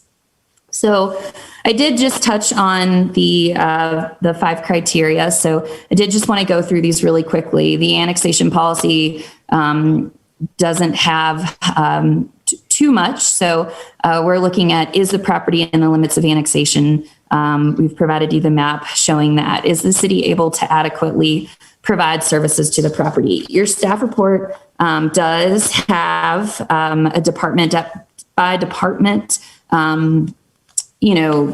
overview of the information that all of the departments provided back to me. I know in the past there's been some questions about, how are recommendations made? I just would like to take the opportunity to share with council that anytime a petition for annexation is brought forward, I notify all city departments and also notify the county for that matter, letting them know that it's happening. So they do provide feedback back to me. In this case, all the departments responded and did not give any reason to recommend denial. In fact, they talked about ways in which they're able to serve the property. I do want to point out that just like in all of our annexations in recent history with fire and police, they said that they're able to serve the property, but of course, just wanted to point out that continued growth and expansion of the city, of course, does put a strain on resources. So definitely wanted to point that out. This area is in the Heights Water District, and our city public works is able to serve the property with the other services like water and stormwater. So there are some things that in the future, will need to be improved with future subdivision. So that's also something that the development agreement addresses as far as, what sort of improvements have to be made. So I do believe that this criteria has been met, and for more information, department by department, your staff report has that. Any proposed public improvements within the area to be annexed will meet city standards. Criteria number 3, this is the point of conditioning the development agreement. So it is provided to you tonight, basically spelling out the standards that have to be met. So for all property owners within the area to be annexed must sign a waiver of right to protest future SIDs. The proposed condition of approval do ensure that this waiver is signed. It is attached to the development agreement. And finally, any proposed development of the site will be done in compliance with zoning and site development regulations. At this point in time, the annexation itself brings the property in and basically just says, you have to abide by the zoning. So there isn't a subdivision that's on the table. There's not a master site plan that's on the table for evaluation tonight. So there's no way to say that their proposed development would not meet zoning. So basically they will design in accordance with zoning is what we're talking about there. I do have a couple of pictures for you. This was one of our sub-zero days that we went and posted. So this is looking northwest on the property. I also stole some of Nicole's zoning pictures because the weather was certainly much nicer. This is looking from Mary Street along Hawthorne Lane. So pretty much directly north. Like I said earlier, when we were looking at the aerial, the property itself is very hard to get an idea of when you're on the ground taking photos, but this is the subject property, like, we expect with it being zoned ag open, we're looking at just raw land. This is the subject property, and then in the background, you can see the Bitterroot Heights subdivision. So staff is forwarding a recommendation of conditional approval. And with that, I will conclude my presentation and answer any questions that you may have. We do have Robbie Neihart with Performance Engineering here tonight on behalf of the petitioner. Okay, thank you very much. Monica, questions for staff before we go to public hearing. It'll be a little interesting how we separate out public hearing. I'm not sure the public's going to catch all of these subtleties, the difference between these four requests here. But Councilor Boyette, you had your hand up. Councilor Ewald. Thank you, Mayor.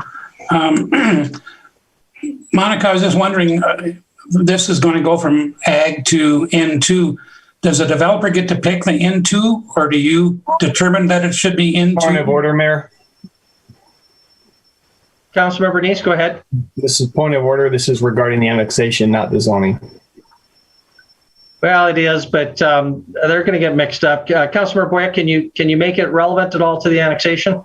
Well, I was just looking at the map that showed that was N2 is going to be, that's what it would be. I was just determining how it was determined to be that to start with. So I think I can kind of wrap this back to the annexation. When folks petition for annexation, especially with ag land, there is a need to identify a new zoning district. There are some provisions in the code that talk about, what maybe you've heard the term before when we've said like default zoning. And a lot of times that's been R9600. If something's coming into the city, it can't be anything greater than R96. So most people with Project Recode have started to associate N3 with the R96.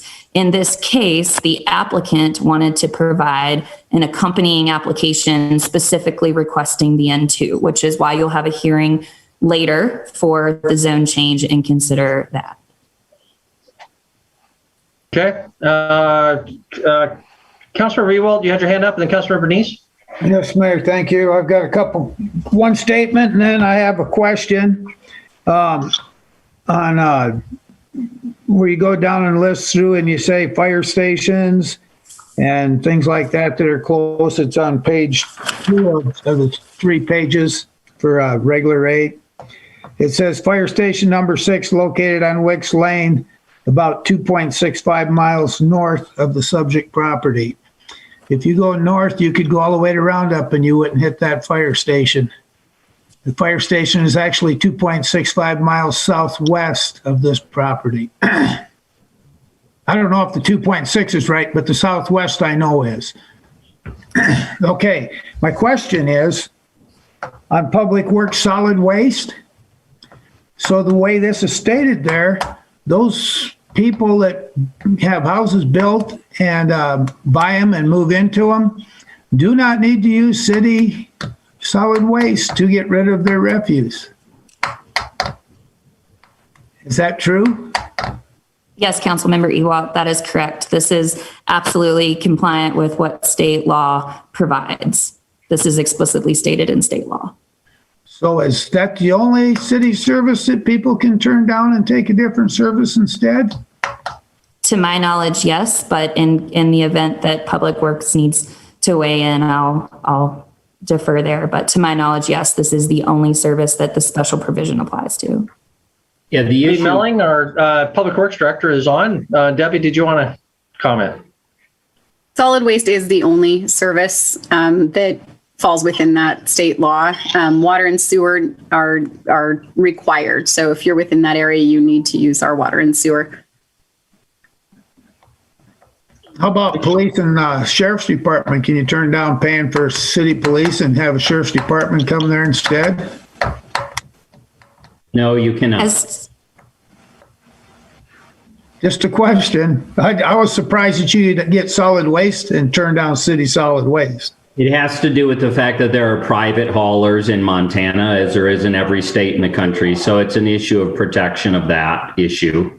So there's some specific laws about when we can take it over and when we can't.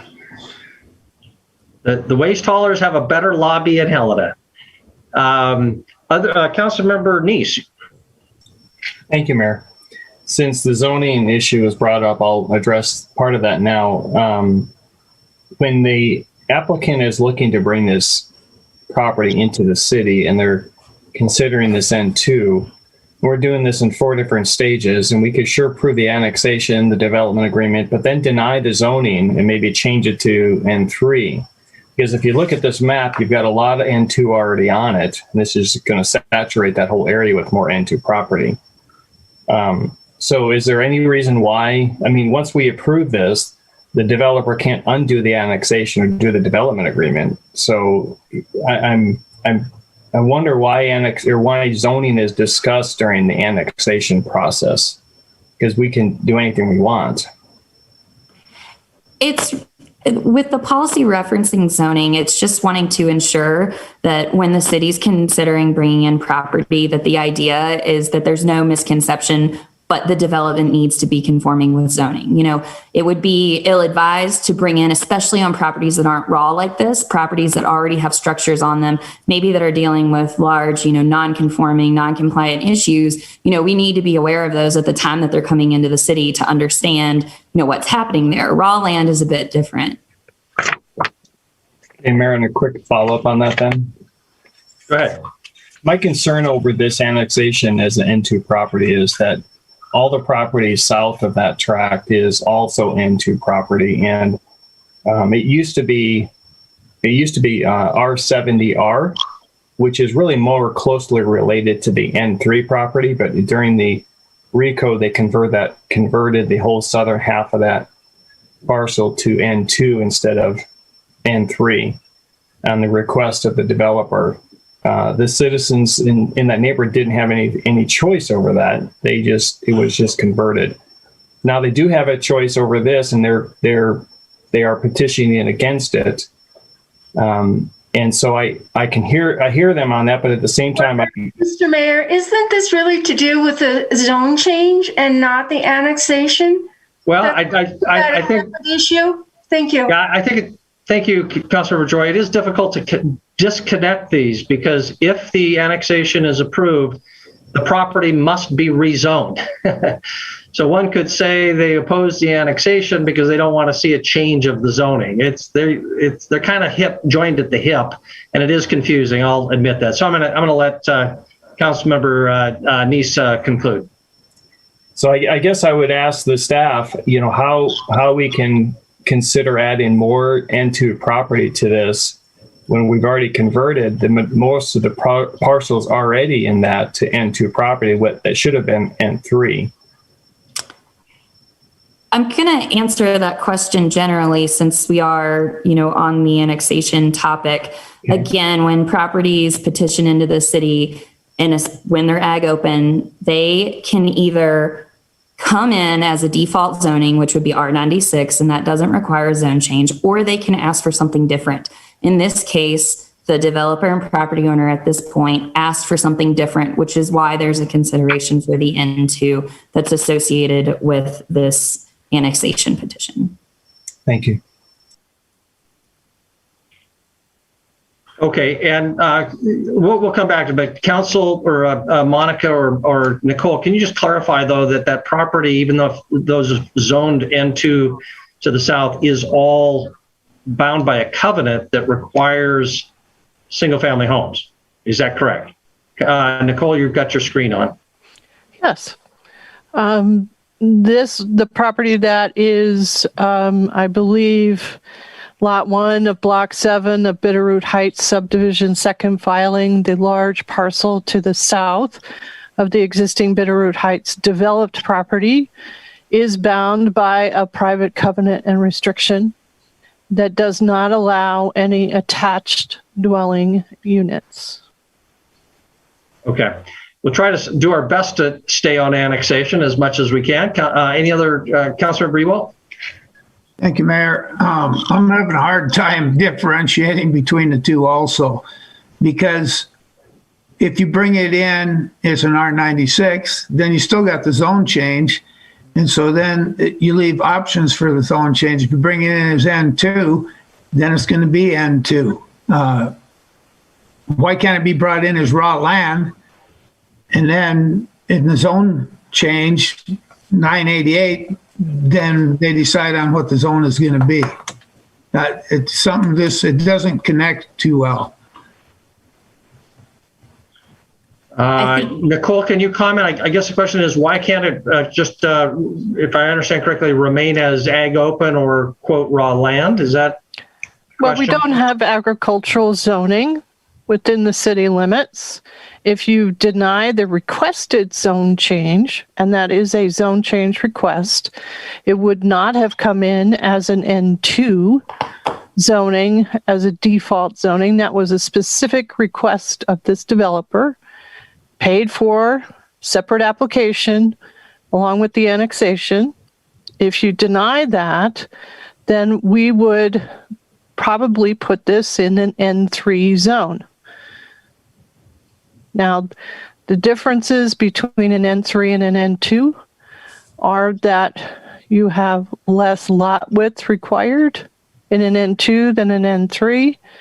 The N2 does allow you to have up to two attached dwelling units in a single structure, not multifamily, but two attached dwelling units.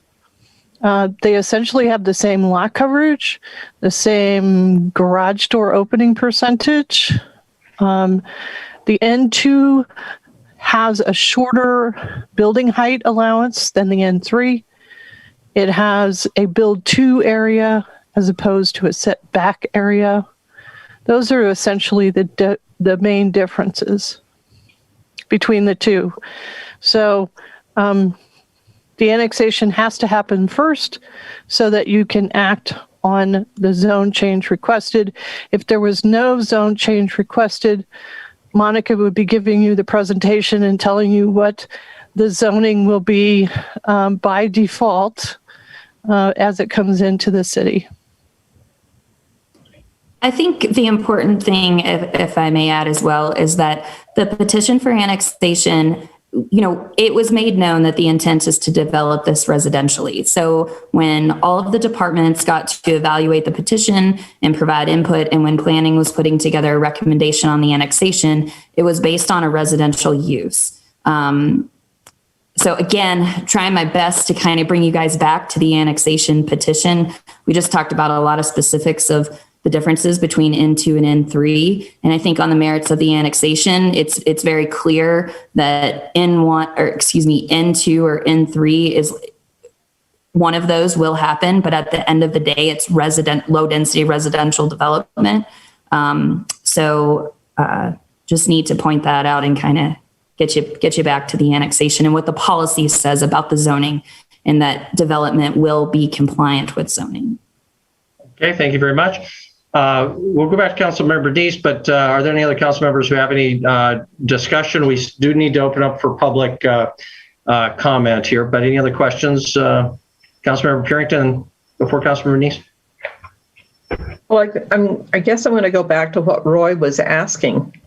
If we say yes to the annexation, but then you get to the zone and we say no to the N2 zoning, is that our option? I mean, is that the option that we have?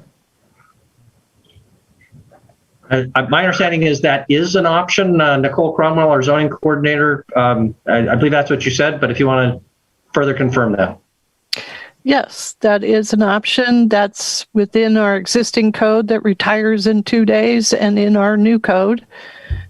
If the requested zoning is not approved, then that decision on the zone district for the newly annexed property rests within the planning department.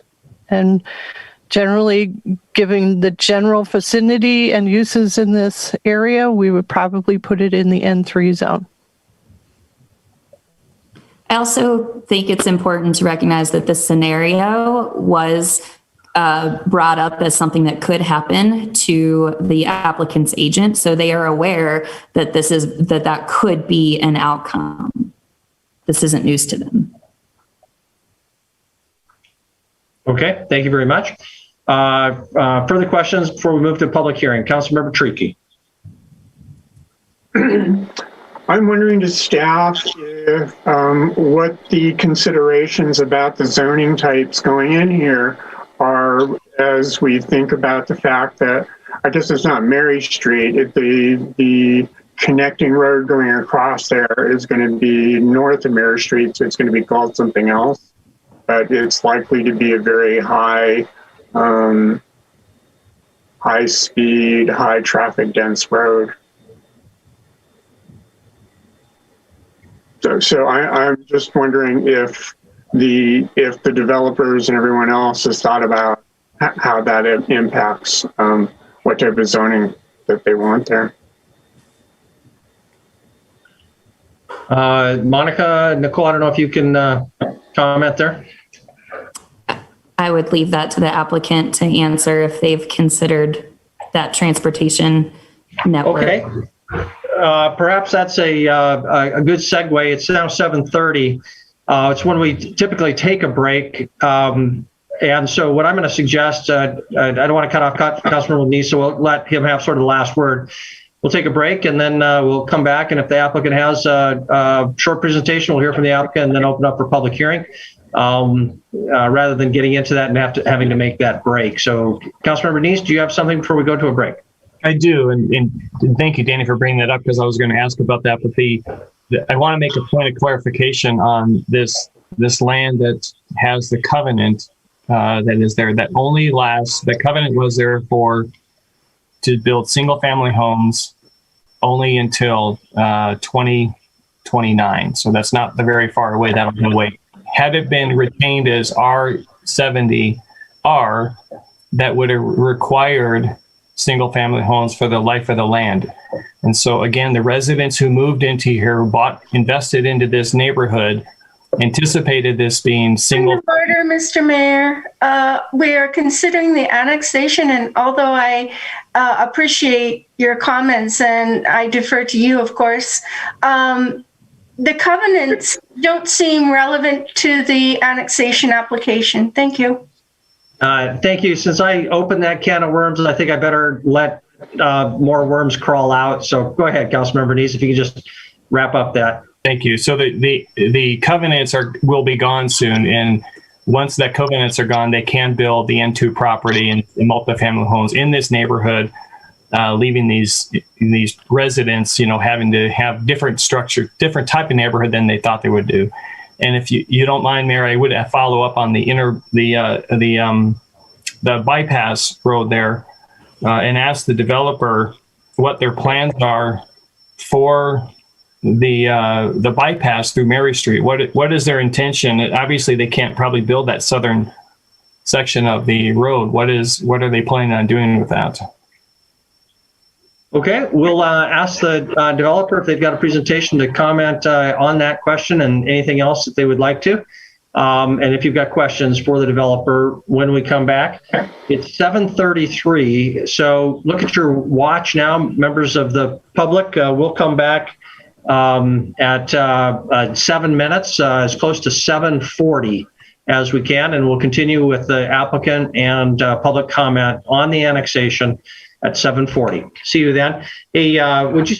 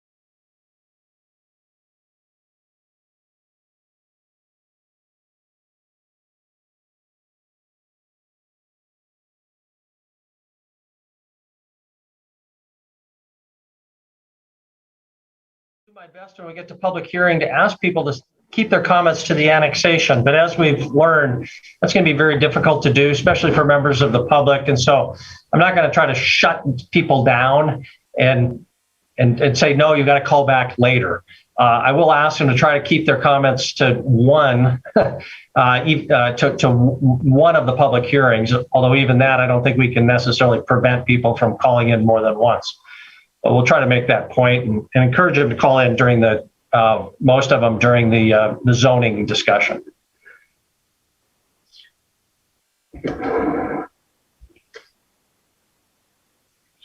Okay, I think we are all back.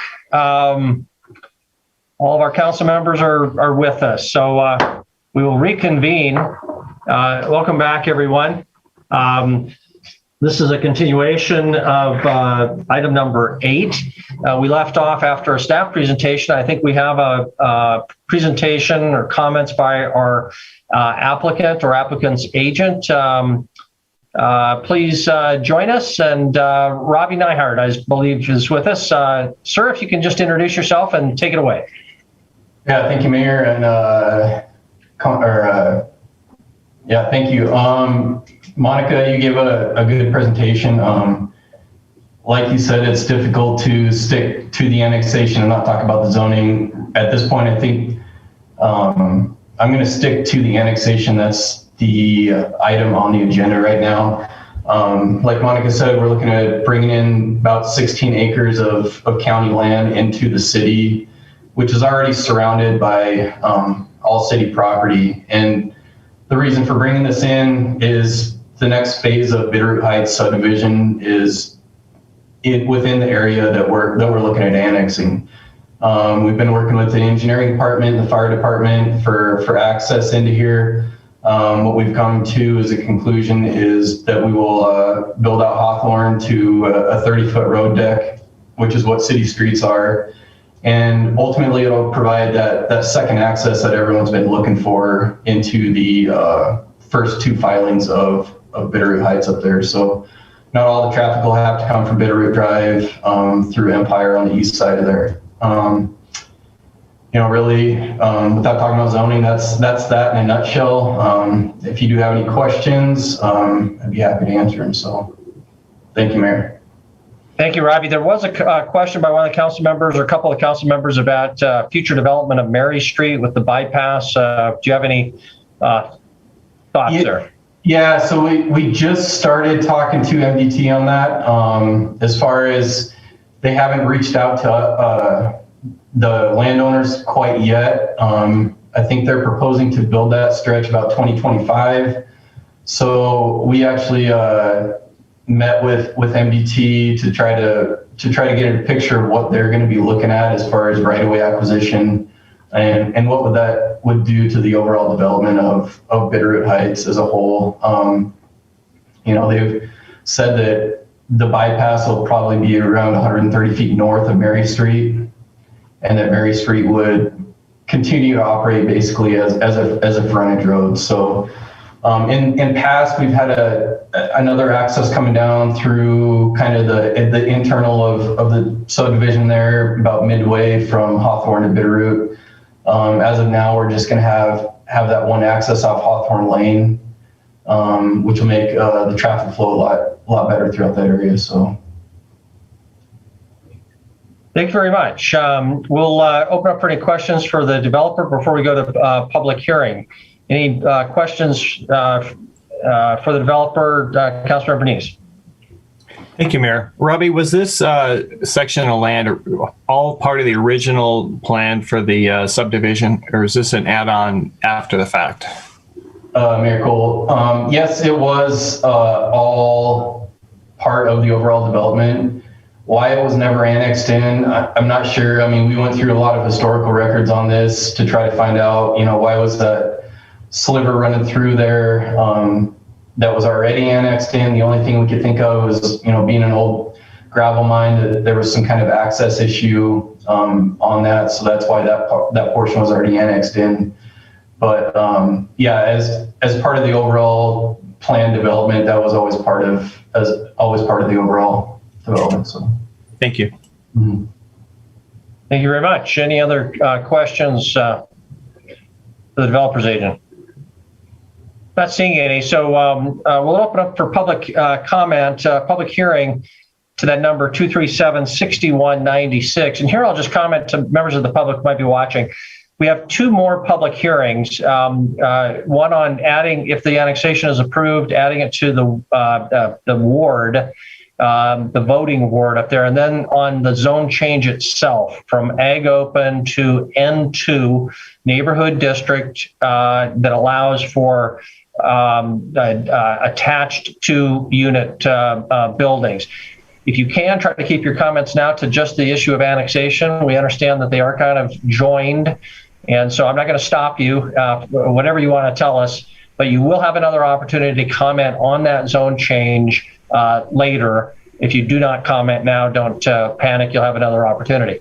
While we wait for anybody to call that number, 237-6196 on the annexation question, Councilmember Ewald. Thank you, Mayor. You said that we were going to bring in ag land and then in the zone change it to N2. The way Monica's saying it, in the annexation, they have to bring it in as N2, or they're bringing it in as N2 in the annexation. So the zone change, if there's going to be any, would be to like N3 or N1 or whatever, because it's already coming in as N2 in the annexation, right? We'll ask for planning to clarify, but my understanding is that the application is for N2, so that'll be the immediate question. If that is denied, then by city ordinance, it is a matter of discretion for the planning coordinator to look for whatever would be the most analogous district. But Monica or Nicole, do you want to further clarify?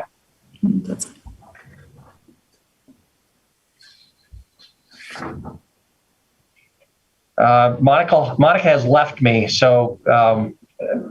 I gave the thumbs up. That was fine. Oh, I'm sorry, I missed that. Okay. Yeah, no, the annexation, the zone change is an accompanying application to ask for something different, which is the N2. So it's not coming in as N2 when you vote on the resolution to annex, just to be clear.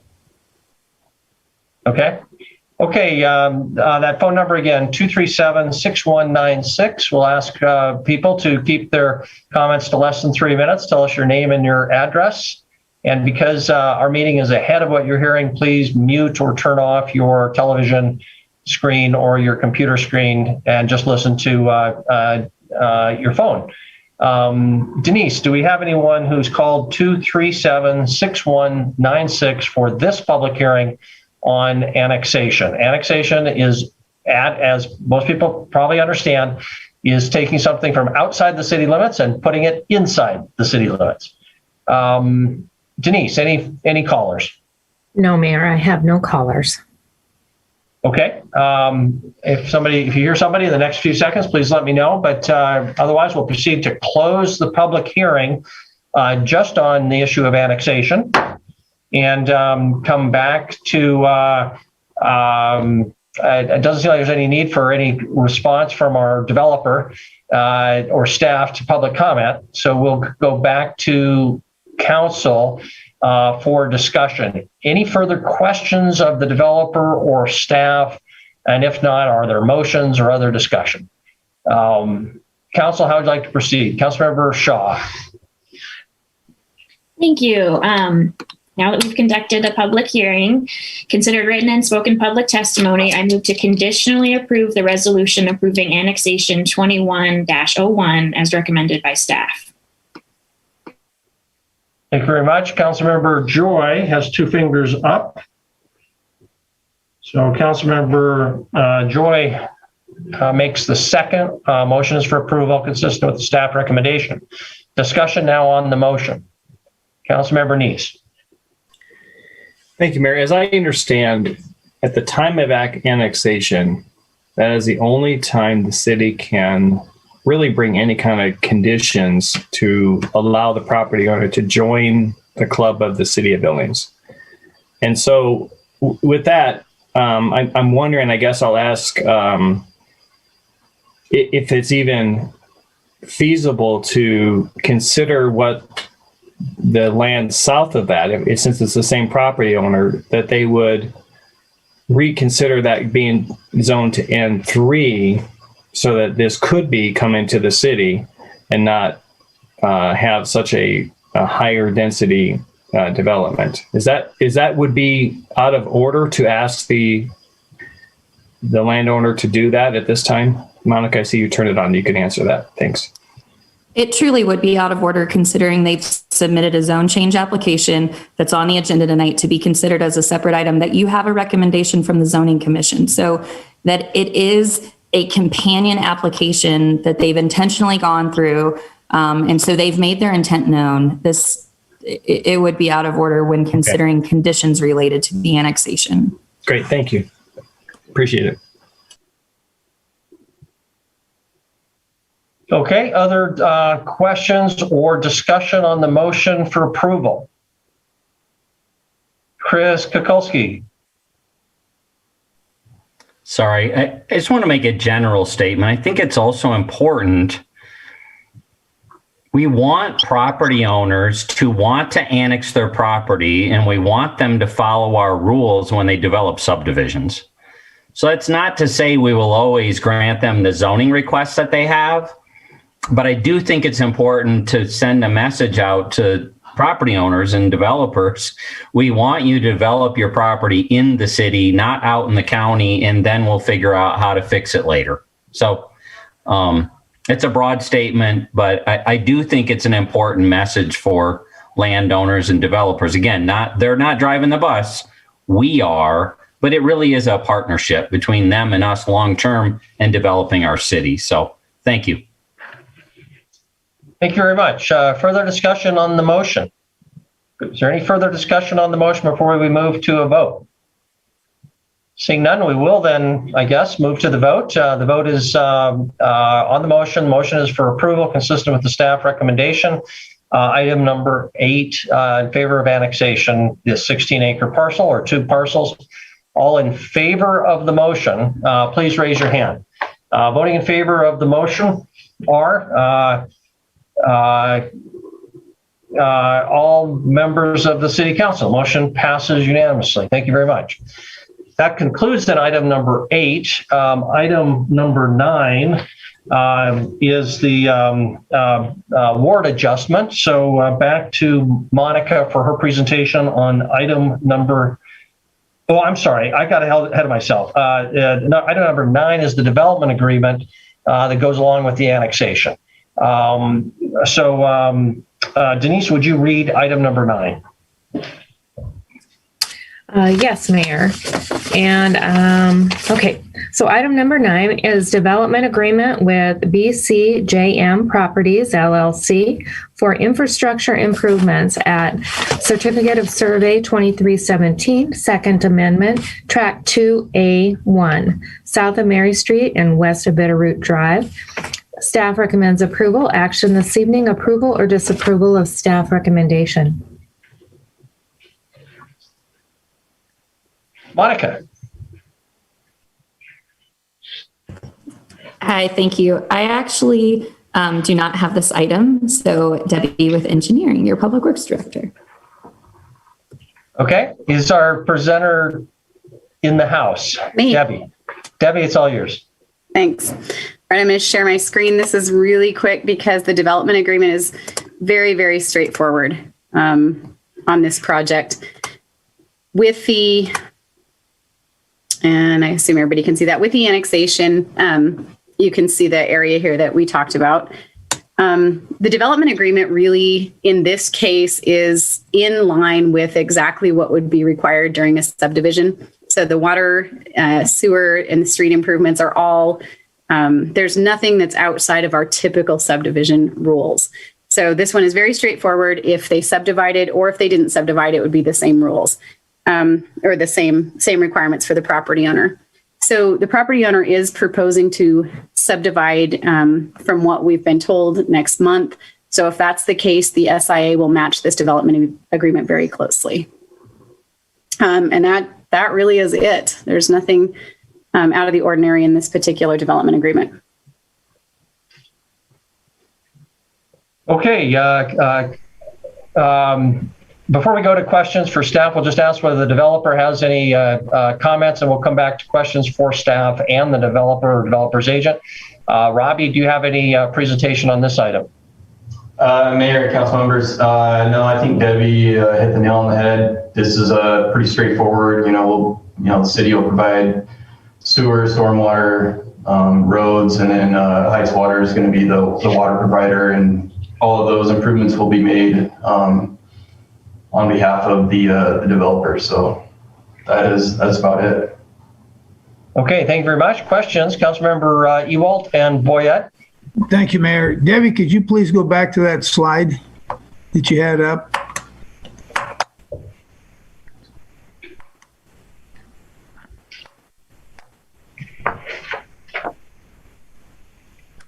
Okay, that line going through the middle between those two halves of that property, is that a sewer line or something running from Hawthorne down to your sewerage lift station?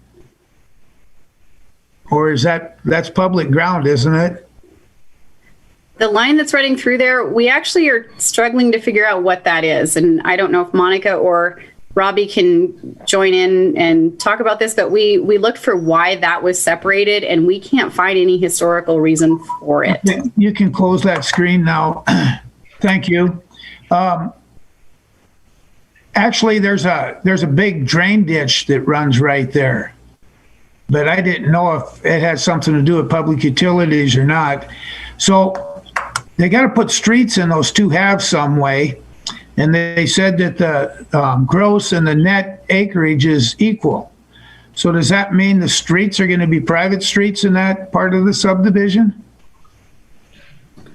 No, I can clarify that, Debbie. Anytime that we do an annexation, we identify the gross and net acres. Gross includes public right-of-way. In this case, all of the adjacent right-of-way is already in the city limits, so there's no difference in gross and net.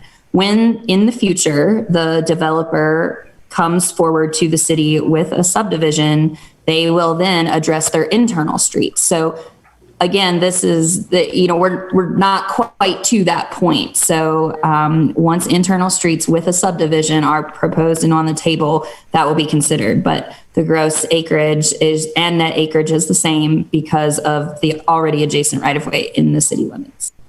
Okay, thank you. Thank you, Councilmember Boyette and Councilmember Bernice. Just a little technical thing on the second line. It says the property is located south of Mary Street. Well, obviously it's located north of Mary Street.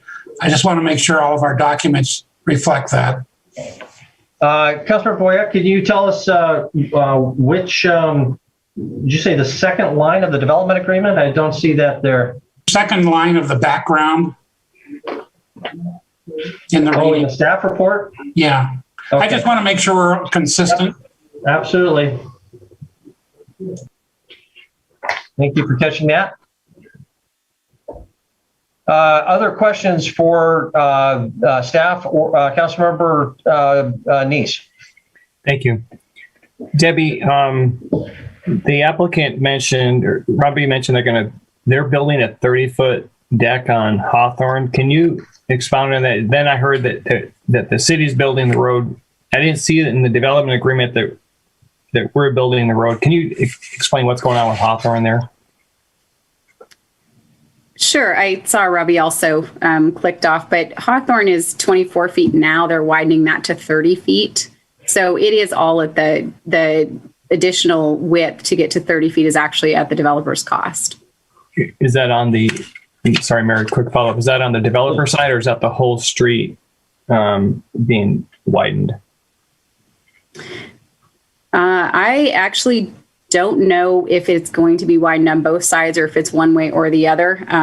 The development agreement just calls out 24 to 30 feet. I don't know, Robbie, have you guys laid out a design on that yet? We're going through that design process right now. I think right now that road is pretty centered on that right of way. It's a 40-foot right of way. So as we subdivide that property to the east of Hawthorne Lane, we'll be dedicating another 16 feet to the city to get that full 56-foot residential right of way. Okay. And then, I'm sorry, Debbie, who pays for the road? The developer will. Okay, thank you. Okay, thank you. Councilmember Shaw. Thank you. I believe this is one we don't need a public hearing on. So I move to approve the development agreement with BCJM Properties LLC as recommended by staff.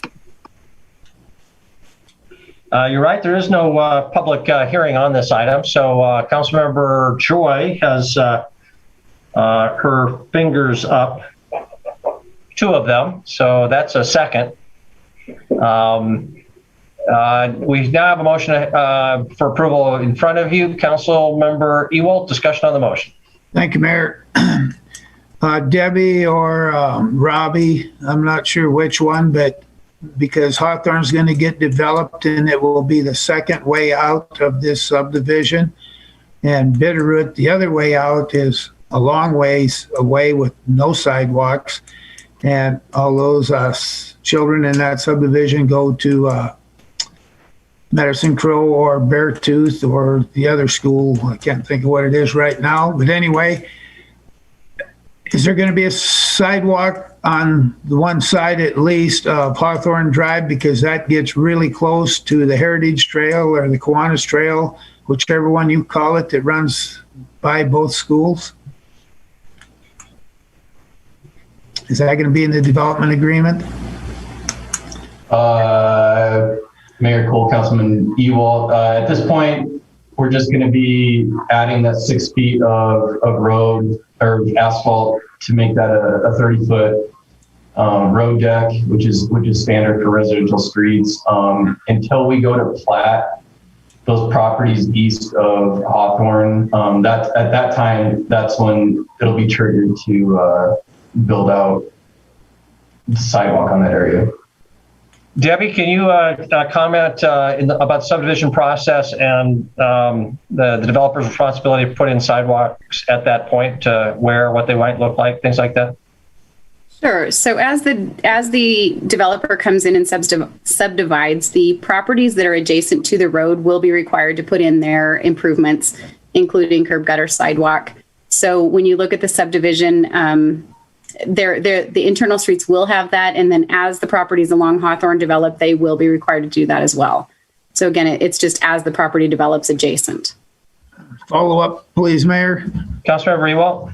Okay, Mary Street, as you know, sits quite high above the empty gravel pit.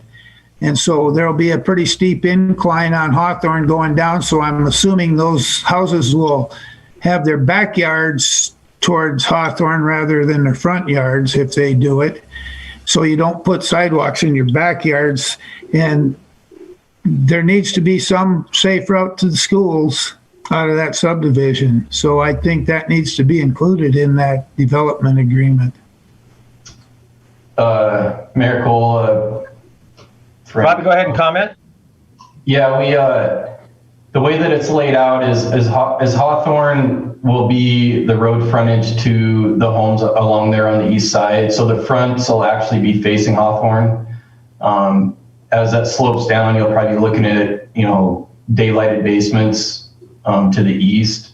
So that, as Debbie said, as properties develop along Hawthorne, there will be sidewalk adjacent to Hawthorne in the front yards of those lots.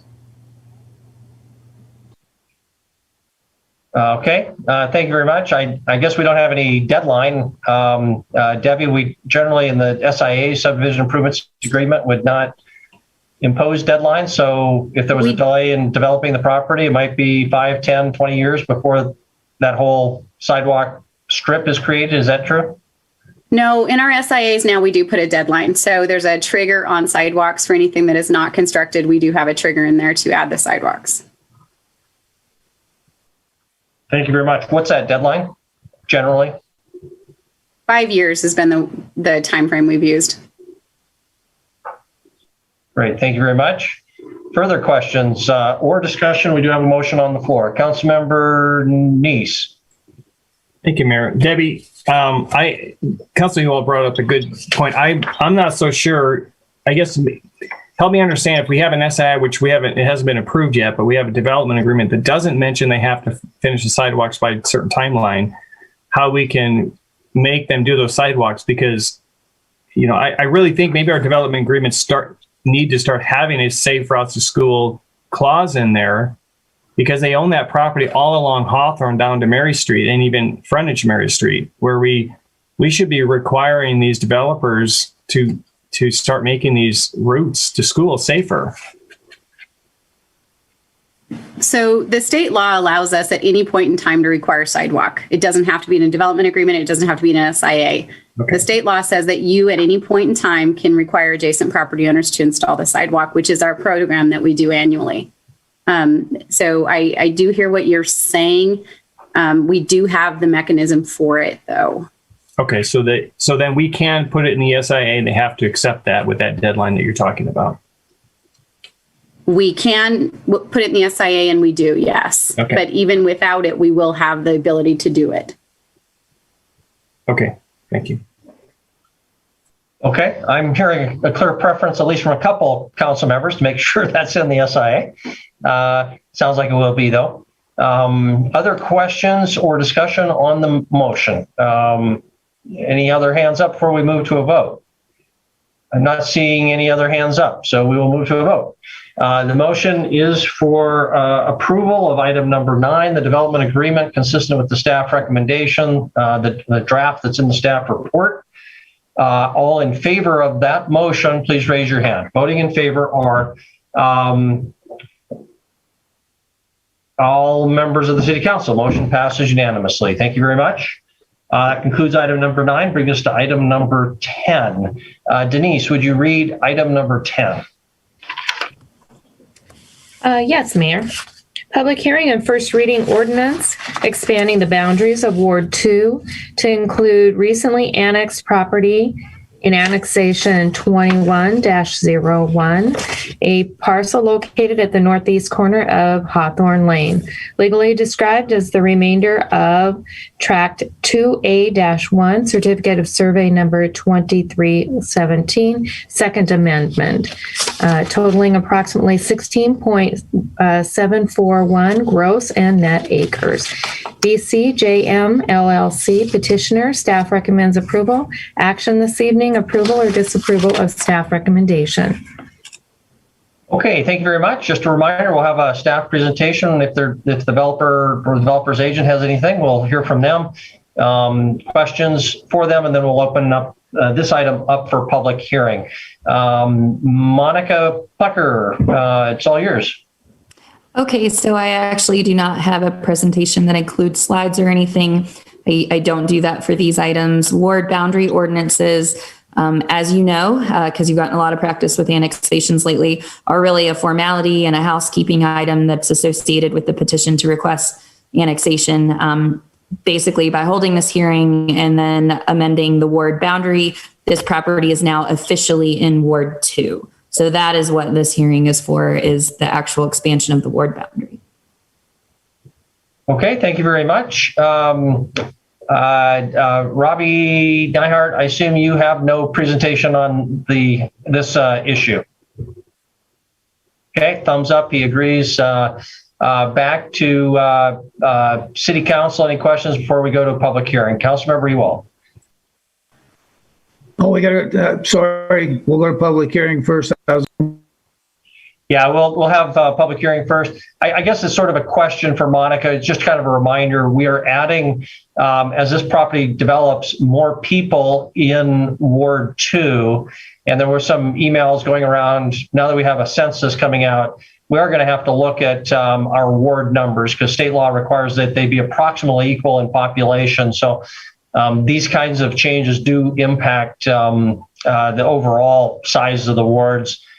Chris Kukulski, I guess I just want to make sure that's on your guys' radar screen. As soon as we have the population data, I assume staff will be making some sort of recommendation when it comes to ward readjustment. Is that correct?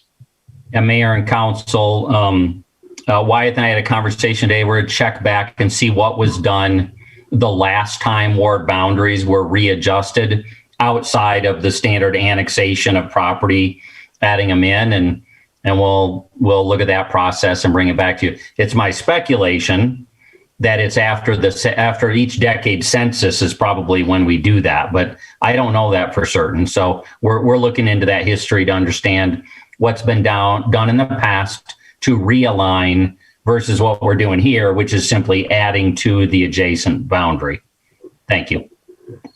Okay, thank you very much. Any other questions for staff before we open this item up for public comment for anyone who wants to call 237-6196?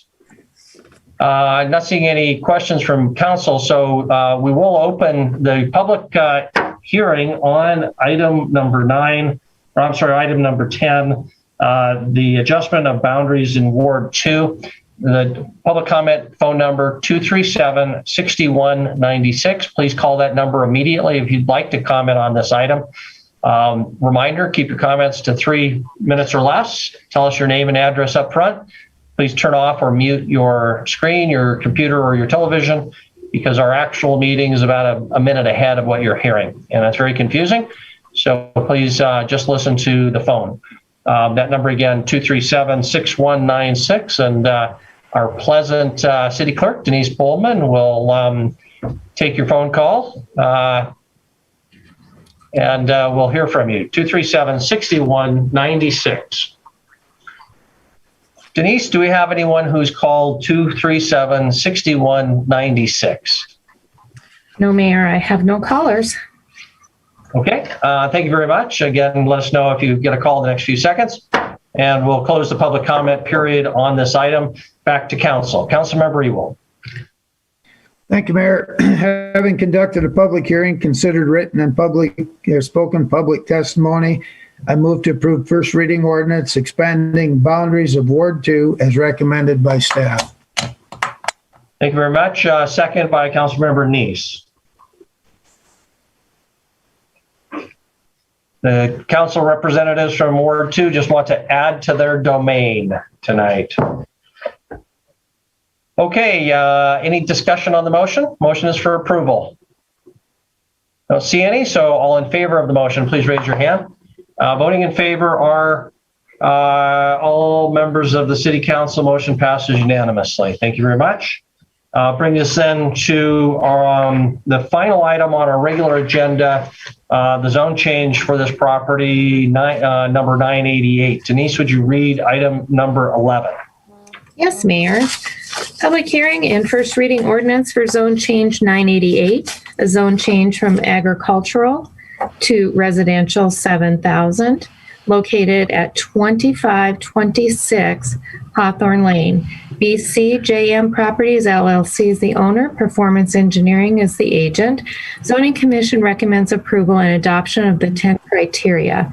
Action this evening is approval or disapproval of Zoning Commission recommendation. Thank you very much. We'll have a staff presentation, turn it back to the developer for any comments, and then open for public comment.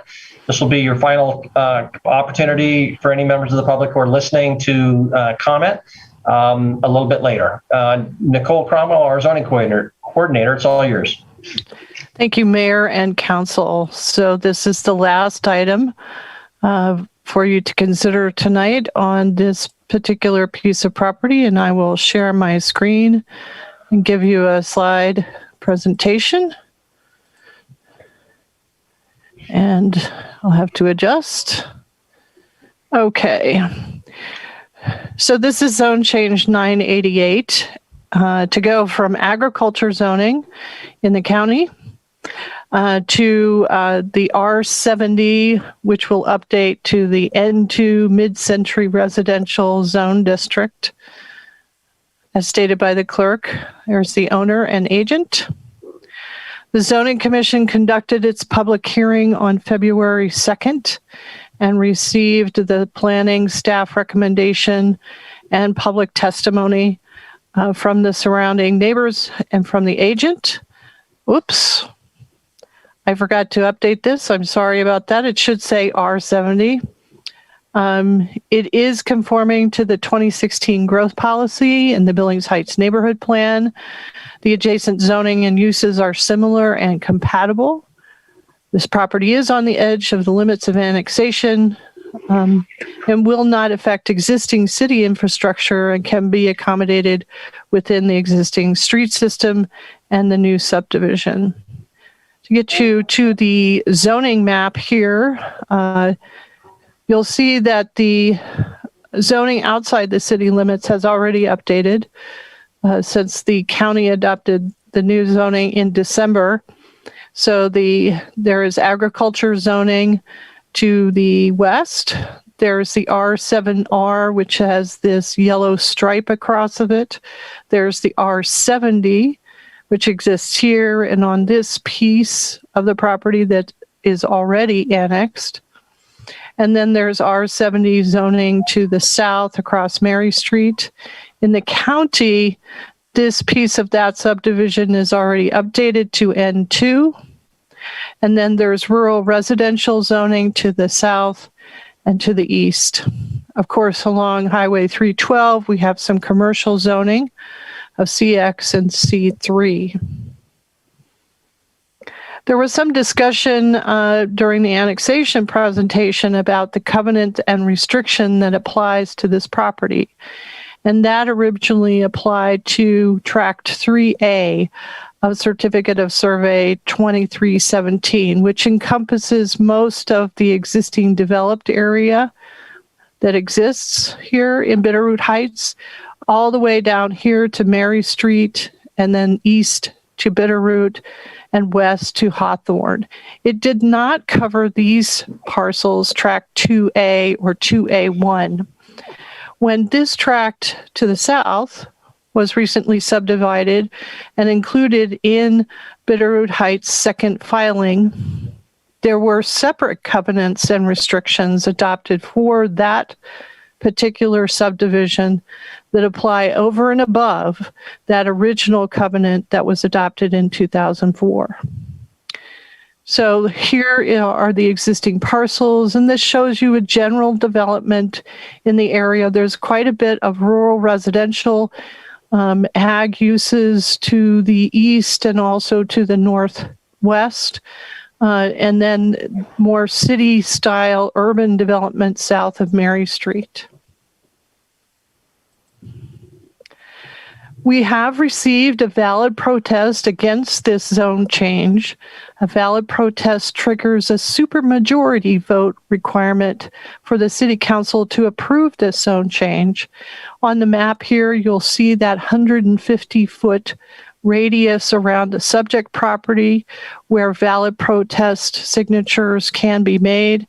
And we have 5 properties that are within there that have filed a protest. Of course, many, many other protest petitions were signed by folks that were not within this 150-foot area, but these are the ones for valid protest that we include.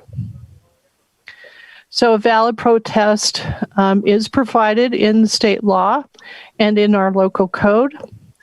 It is by 25% or more of the lots within 150 feet of the subject property, and it triggers the requirement for a 2/3 vote to approve the zone change. And that's for present and voting members sitting tonight on the City Council, provided no one has recused themselves. That will require 8 votes in favor of the zone change to approve it. This is the subject property. If you're standing on Mary Street and looking north, this is the gated access along Hawthorne Lane. There is one existing storage building on the property here. We don't believe that it will be affected by this zone change. So here's the existing Bitterroot Heights subdivision. You saw this picture earlier, but this is about 115 homes have been developed in this subdivision already. If you're kind of looking through the trees there in the background, that's the subject property. That's 16.5 acres approximately. And then there's another emergency access road that comes out to Mary Street a little bit to the east. And so here's the existing development here of Bitterroot Heights. And so the subject property is over here to the north and west. So all zone changes have to be reviewed using the 10 review criteria established by state law and local regulation. And the Zoning Commission is recommending approval to you on a 4-1 vote based on their recommended findings of these zone change criteria. Again, a valid protest has been received. And here is the valid protest area map and the zoning map. And I would like to share with you a concept drawing that I received from the developer of this proposed subdivision and how they intend to lay out the lots and the streets. So I'm going to stop that share and see if I can pull that up and share again. Okay. So maybe I can make it a little larger, a little bigger on the screen there. So here are the existing roads: Bulls Way, Bullets Trail, Strapper Lane. And this is the proposed lot layout of this next part of Bitterroot Heights subdivision. The darker gray parcels on here are what the developer has stated would be the townhome lots or the two-family lots. Although in the N2 zoning district, we don't rely on lot area any longer. We rely on lot width. And as I stated earlier, in the meeting, the N2 zone and the N3 zone are very similar for site requirements. However, the major differences are the N3 allows a taller building up to 34 feet. The N2 only allows 27 feet or 1.5 stories. The N2 lot width is 50 feet. The N3 minimum lot width is 65 feet. The lot coverage is the same at 40%. The width of a garage opening on the front of the building is the same at 50% of the facade. But the N2 zoning does allow that 2 units in a structure, where the N3 is a zone district that does not allow attached dwelling units. It could allow more than 1 unit on a property, but they cannot be attached. And I will turn it over to the developer, Robbie, if he has anything to add to the zoning request. Thank you, Nicole. Mayor and council members, you did a good job presenting this. That last slide that Nicole showed, I think the perception of the community out there was we're going to come in and we're just going to, put this whole third phase into multifamily, and it's not real. As shown on our map, what we're looking at is 12 out of the 73 lots are going to be available for townhome style developments based on the renderings and the architectural layouts that we have provided. So the conception that this is going to turn into a rental community is just not true. These developers have done townhome style build outs in the city already. On the 800 block Avenue D, each one of those units that they've developed is valued at about $400,000. So you put 2 of those together on each lot, you're at an $800,000 structure. At that price point, it doesn't turn into a rental community. The price point's too high to get into that situation. Another thing that I want to hit on is, according to the growth policy that the city's adopted, they're trying to get in a mixture of housing styles within subdivisions. So this will allow for that to happen and not have all of the same types of homes within the same subdivision. Another thing that was brought up at the zoning commission hearing was, we're going to be increasing the density. Well, that's not the case with this. With having townhomes, the lots that Nicole showed you that are available for townhomes are almost close to twice the size of all the single family homes that we've shown. So, the density is very similar to if we were to come in there and propose all single family homes. That we're not adding any increased traffic as was already planned out for the master plan of the subdivision. And, townhomes are ideal for people looking to get out of single family homes and into a smaller home. One thing I do want to note is any existing house out there will not be adjacent to a townhome. The second filing actually infringes into the next filing that we're doing. So all the homes that back up to the existing residences along, I can't remember what road that is, but they'll have a row of single family homes. So there won't be any existing homes out there that'll have townhomes next to them. The covenants are on, that south half of that property. As I think was brought up earlier, these people didn't know that there would ever be the possibility for townhome development or multifamily. Obviously, when you go build out here, you have to go in front of the architectural review committee, which is specified in the covenants. So all these homeowners were aware of, that the sunsetting dates on the covenants restrictions when they bought their property. So that's about all I have right now. I'd open up to any questions that any council members or the mayor has at this point. So. Okay, thank you very much, Mr. Reinhardt. Council, you've heard staff and from developers agent questions for them before we go to public hearing. Are there any questions for Councilmember Purington? Thank you. Robbie, so you were talking about the price point of the townhomes. What is the price point of the single family dwellings that you would put into that area? I don't have a dollar figure for that, but I mean, if you look at the existing structures that are out there, you're probably in that, 350 to 500. There's one or two out there that exceed that, but probably in that 350 to 500 range. Just follow up, Mr. Mayor. Go ahead. So it seems to me like the lot coverage is a lot less on this phase of the development versus the older, I guess it's phase 1 and 2.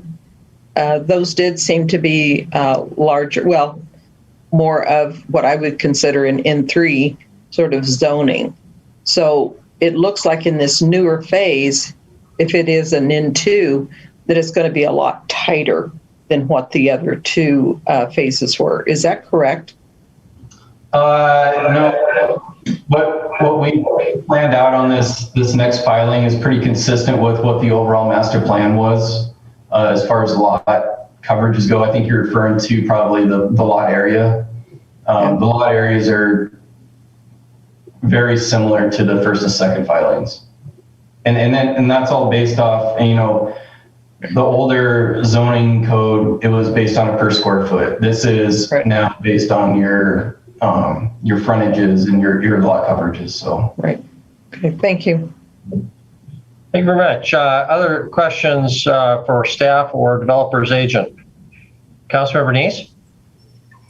Robbie, what's your because the new zone code is now frontage? What is your expected frontage of each of the homes that you're going to be building in this area, though?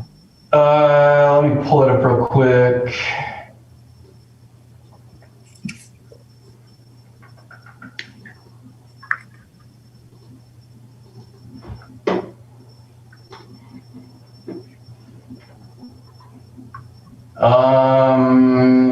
I think most of them are, the frontages are, I think in the 70-foot range or up on that.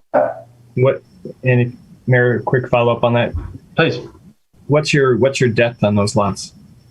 Yeah, so the depth's about, if you took an average, I'd say 120 feet on those. So about 84, if I'm correct, is 8,400 square feet for most of those homes? Yeah, I think our smallest lot size is 8,700 square feet, and I would say 75% of our lots are at least 9,600 feet.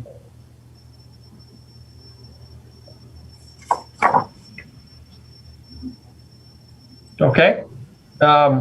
Any other questions?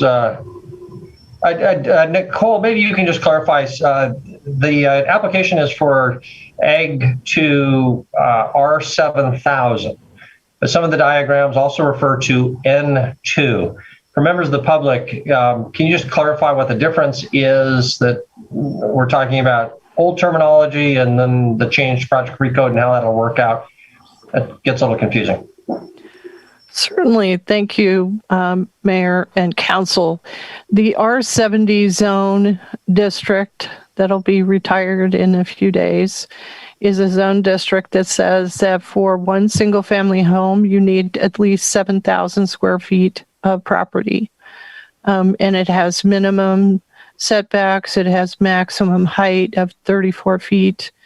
It has lot coverage of 30%. The new N2 or mid-century residential neighborhood is based not on lot area. It's based on a minimum street frontage of 50 feet. It requires or has a maximum lot coverage of 40% of the lot can be covered by roof structures. It has what we call a build to zone as opposed to a minimum setback from the street. And so the maximum distance you can set a building back from the street front is 20 feet.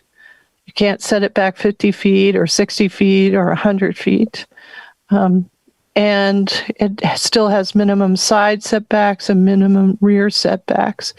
It also has a maximum building height of 27 feet and a maximum stories of 1.5 stories on most single family structures. As you recall, not that long ago, we had a great debate about 2-family homes or 2-unit structures in N2. Those can be a full 2 stories in height for an N2 zone. And so we made some allowances for those specific types of structures in the N2. So that's the really big difference between those two. It's more about how a neighborhood is put together as opposed to just simple math. Okay, thank you very much. So this application was made using the old terminology because that's technically what is in existence now, but that R7000 will get converted N2 as soon as Project Recode becomes effective in a matter of days. Further questions before we go to the public hearing to 237-6196, Councilmember Ewald. Thank you, Mayor. So I was kind of led to believe that this 16.7 acres was never part of this original subdivision, but that isn't true. It was part of it at all times, right, Robbie?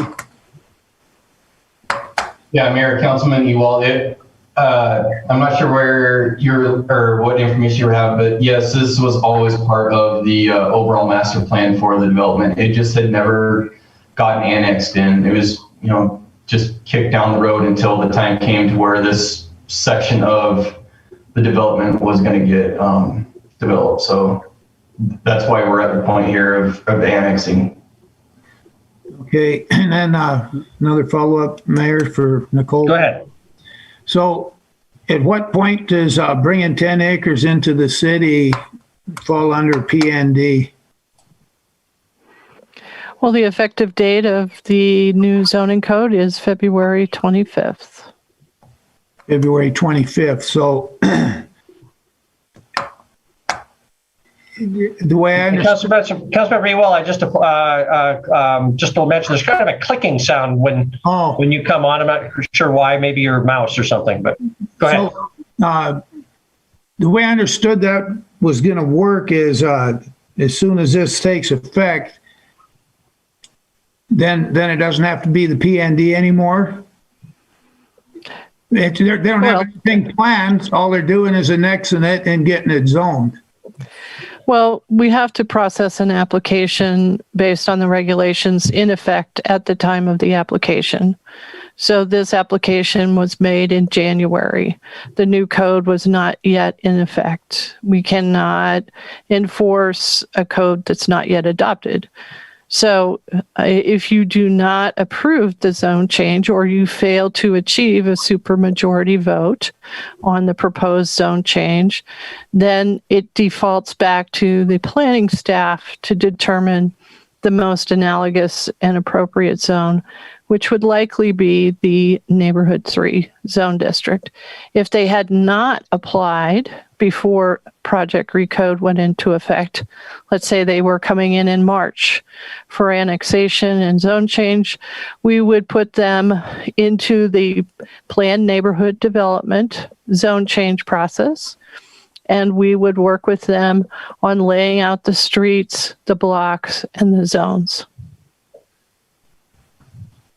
So coming in like they are, even though it's not, they don't have the slightest idea what they're for sure going to do. We don't have any, they don't have to follow under the 10% of one type of housing and another type. No, that regulation is not yet in effect. Okay. And then one more follow-up question, please, Mayor. Go ahead. How does 2-story houses, duplexes fit in between 1.5-story houses? You're supposed to make this stuff look like it kind of conforms, but you can put a 2-story duplex in right next to a 1.5-story house. And there are a lot of 2-story houses out in that neighborhood existing. So, but the new zone, the N2, will only let them be 1.5 stories. Well, as you recall, there were several changes made to that section of the new code for N2 for 2-unit structures. And one of those was to allow a full 2nd story across the entire structure, as opposed to the 60% that's allowed for the single unit structures. We don't know how that's going to look or feel because we have not yet implemented that code. Okay, thank you. Okay, thank you very much. Any other questions before we go to public hearing? Councilor Rewald, or I'm sorry, Councilor Renese. Thank you. Nicole, I'm sorry, maybe a little confused. So I thought if the lots were not subdivided, then they would have to follow the PND at the time they subdivide them. So unless they subdivide, let's say it gets approved tonight, they'd have to subdivide it and all before the 25th, I believe. At least the way I understood it. But you're saying that once this gets approved in this zoning, they can build really anything they want within the N2 zoning. The zoning, if it's adopted, you've already annexed the property. Once property is annexed to the city, even though it may be vacant, not subdivided, the PND process is not a requirement. It's only upon that petition for annexation of a vacant parcel that does not already have a city zone district applied. Okay, and then so quick follow-up, Mayor. Go ahead. With that said, then we saw that kind of proposed map of how the developer wants to develop that. But that doesn't mean they have to stick to that. They could actually change all that to townhomes on that property. There's nothing in this, what we're saying here, that limit that to just as we just saw. Because it's N2, he could put townhomes on every street. Is that feasible, or is that correct? As an N2? Well, in the N2, anything that's allowed by zoning is allowed. If you're restricted from a private restriction, that's not something we enforce. They would have to enforce that. Okay. Thank you. Okay, thank you very much. I think we should go to public hearing. Council, you'll have other opportunities if you need to ask further questions. Let's open it up for the public, though. Members of the public, this is your opportunity to be heard on this zone change. This is your final opportunity to be heard on this project tonight. Phone number is the same number you've heard, 237-6196. Please call that immediately. You'll have 3 minutes. Ask your name and address up front. As you've heard, if you've been listening, we just ask that you turn off or mute your television or your computer, because our meeting is actually about a minute ahead and it'll be very confusing. So feel free to call that number, 237-6196, if you'd like to be heard on this final item number 11, zone change, proposed zone change 988. That number again, 237-6196. Keep your comments to 3 minutes or less and tell us your address up front. Nicole, do we have anyone who has called 237-6196? Yes, Mayor, we have a caller on the line right now. Thank you for your call. You've reached the public comment period for tonight's City Council meeting. You'll have 3 minutes to give us your comment. May I have your name and address, please? Yes, my name is Lindsay Richardson. My address is 2509 Spring Gulch Way. Okay, Lindsay, go ahead. Hi. Hello, Mayor and council members. Thank you for opening this comment section up tonight. I am one of the many of the 128 homes in the Bitterroot Heights subdivision. My husband and I purchased our home actually just under a year ago with the understanding of where we landed in the Bitterroot Heights subdivision under the master plan that we've seen from both 2003 and 2016. Both of them include the land, as you've seen. I've written you an email, as you've seen, included the land that is under discussion tonight to be recoded. I think that every caller you'll hear from will agree that we knew that land would be developed. We have no qualms of that. Our qualm is that we were told repeatedly, it's stated in our master plan, that those homes would be single family homes. And I can tell that council member Ewald has been in this subdivision and knows that this subdivision is a variety. It doesn't look the same as every house doesn't look the same. And that lot was sold to just the newest phase. Phase 3 just got completed. The phase 3 homes were literally just finished in 2019 and 2020. And that lot that is under conversation tonight is directly behind that. And directly, they knew where they were buying and where they were building in the master plan. And so to see the developer who has plenty of room to keep developing the subdivision, to try to sneak in something a little different, a little bait and switch, as I wrote in that email, it's unsettling. We all love this neighborhood, and we're thankful for this development. We're thankful for the work they've done so far, and we'd like to continue that, feeling that way. So that is my piece. I hope that you all have a great night, and thank you for your time. Okay, thanks, Lindsay. It's unsettling. We all love this neighborhood, and we're thankful for this. Hi there. Hello. Are you there? Can I have you turn down your TV, please? So we don't get feedback? Already did. All right, sounds good. So you've reached the public hearing for tonight's City Council meeting. It's on Zone Change 988. You'll have 3 minutes to give us your comments. May I have your name and address, please? My name is Joey, Joey Kiernan, Kiernan, 2625 Stratford Lane. Okay, go right ahead, Joey. Good evening, council members. Again, my name is Joey Kiernan, and I am the last house on Stratford Lane. I've been in this house for about a year and a half. And I bought this house in good faith based on information, drawings, and maps provided by the developer. Those maps showed that this entire neighborhood was going to be single-family homes, not multi-family homes. If the developer and the owner will not act in good faith with us, the people who already live here, what makes you think they're going to act in good faith with the city, for heaven's sakes? They can put anything in there. Just because they're presenting this beautiful thing now does not mean that that is what they are going to build. I am in strong opposition to making this development anything but single-family homes. Now, I live in my backyard, several yards away is the pump station for the sewer water.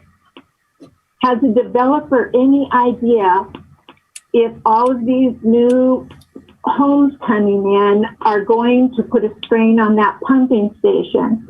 Because it is down a lot. This pumping station has lots of problems.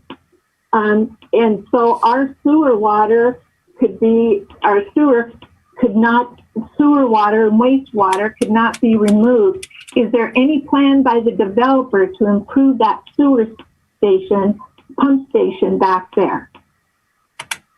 Thank you for listening to me tonight, and I implore you, I beg you, to hold true to the people who already live here and bought our homes in good faith. And we want the developer and the owner to act in good faith towards us as well. Thank you so much for your time this evening. Okay, thank you, Joey. Thank you.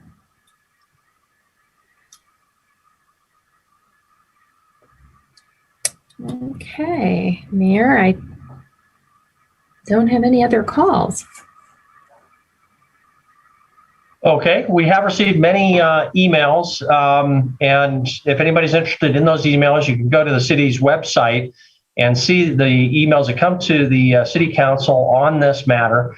I suspect that they've all been read. I know I have by members of the council. So if you've submitted written comments, please be assured that those have been read and taken into account. Do want to just make sure there's opportunity. Denise, any other phone calls before we close the public hearing on item number 11? Any other callers? I still have not received any more calls. Okay, then we will go ahead and close the public hearing on item number 11 and open up for council discussion and motions. I saw Councilmember Ewald's hand and Councilmember Boyette. Thank you, Mayor. I don't know who to ask this to, but the covenants in the existing rest of the subdivision, do those covenants cover this new part of the subdivision or not? Thank you, Mayor, Councilmember Ewald. Those covenants that are on Bitterroot Phase 2 are on the stuff to the south and the first row of homes on the east side of this next filing. But the county parcels that we are rezoning do not carry the covenants restrictions of the existing subdivision. So when Councilmember Neese said that they could all eventually turn into duplexes or townhomes, there's a possibility that could happen? Yeah, there is a possibility. Our layout that we've already submitted to the city for preliminary plat, which we've already gotten sufficiency comments back from the planning department and engineering department, would drastically look different. If the developer looked at, making everything a townhome available lot, the lots would become much larger and the density would stay very similar. Okay, thank you.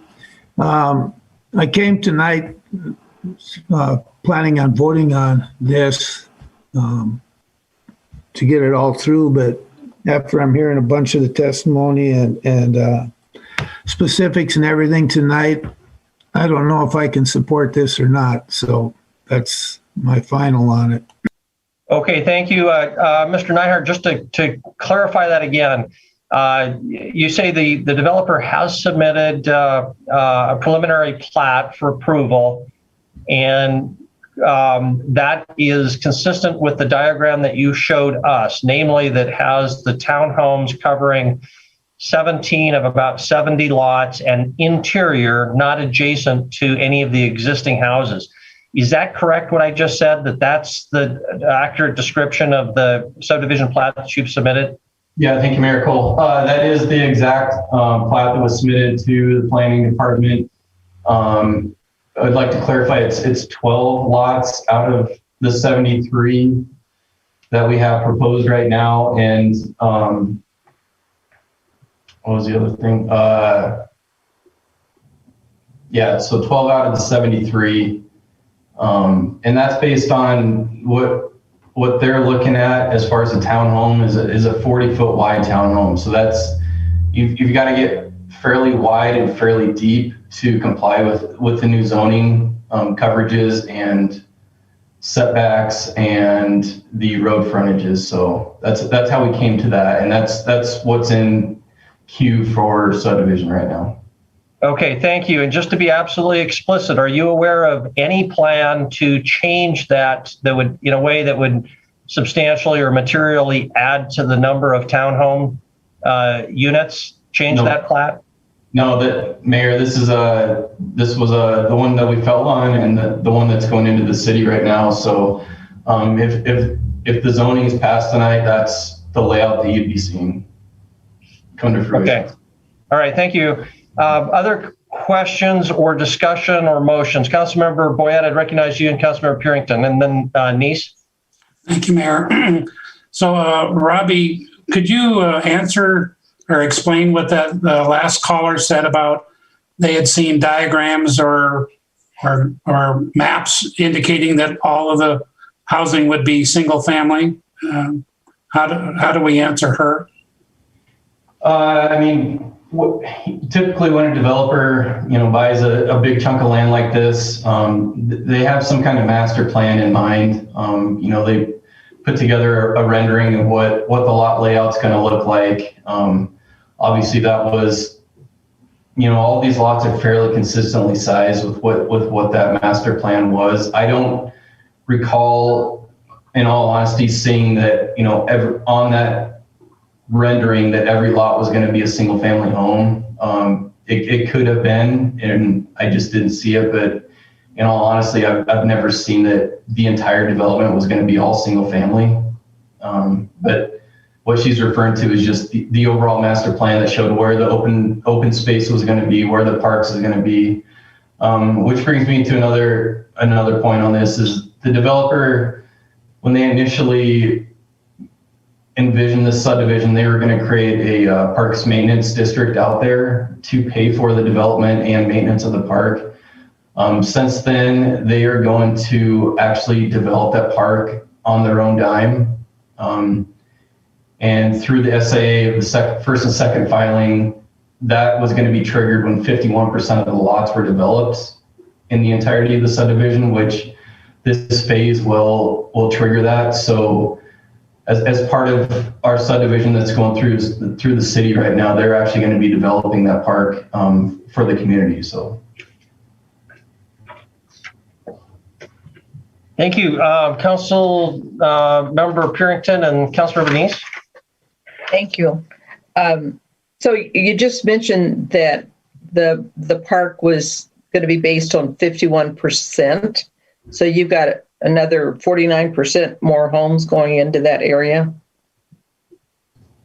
Yeah, I don't have a sharing right now, but I'm not sure if Nicole has an overall view that she'd be willing to share, but this is the third filing, which I think 73 lots and 128, so we're close to 200 lots right now that'll be platted. When they master planned this, they had about 390 lots throughout the whole development. Since then, with the Billings bypass coming in, that will probably, in our estimation, knock about 90 lots out of that entire development. So based on those calculations and just what the developer's planning to do is the trigger of that would be building out that park at this phase. Okay, follow up, Mr. Mayor. Please. My original question was, I think it was the last caller. She brought up the pump station. Is that an issue? What is the deal with that? No, I'm glad you brought up that question, Mayor, Councilmember Purington. The lift station was, they increased the capacity of that lift station as this development was built out. So it has the capacity to take on the sanitary sewer of the entire subdivision. And again, as you go through subdivision, public works, the engineering department all has data that supports their infrastructure being able to handle additional homes out in that area. So. Thank you very much. Councilmember Neese. Thank you, Mayor. Councilmember Purington, thanks for asking about the pump station. I was hoping that Public Works is still be on here to answer some more questions about that, but they've already left the house. I do have a question for Nicole. Nicole, during the conversations you mentioned if we don't approve this, you would then recommend the N3 classification. Can you explain why? You're on mute. Sorry about that. Right. I do it too. Based on the adjacent zonings and, basically the testimony and all the information that we've received as part of this zoning application, if you do not achieve the supermajority vote to approve the zoning, we would go to the next classification down, which would be the N3 zoning. This wouldn't apply necessarily everywhere where this might occur, where a zone change is denied after annexation, but it certainly would be applicable in this case. Yeah, thank you very much. Thank you, Councilmember Ewell and Councilmember Purington and Councilmember Joy. Did you have your hand up? Okay, so Ewell, Purington, and Joy. Thank you, Mayor. So, Nicole, if this gets turned down tonight, could they come back with a PN, planned neighbor plan development, or PD, a plan development, to satisfy the neighbors a little more, to where it would be all the houses along the backs of the ones already built could be N3, and then towards the northwest they could go in with N2, like a planned neighborhood development. But if they did a planned development, they have to stick with what they draw. A planned neighborhood development, they don't have to, right? Planned neighborhood development does designate zone districts. If you deny a zone change tonight, the owner cannot bring another zone change back to the table, P&D or otherwise, for a year. So could we postpone or table it so that they could meet up with some of the neighbors' things and bring it back like we did with the airport one tonight? Well, typically you have three choices on the table. You can approve the zone change as recommended. You can not approve the zone change and have different findings or not achieve that supermajority, or you can delay for up to 30 days. Okay, thank you. Thank you very much. Councilmember Purington and then Joy.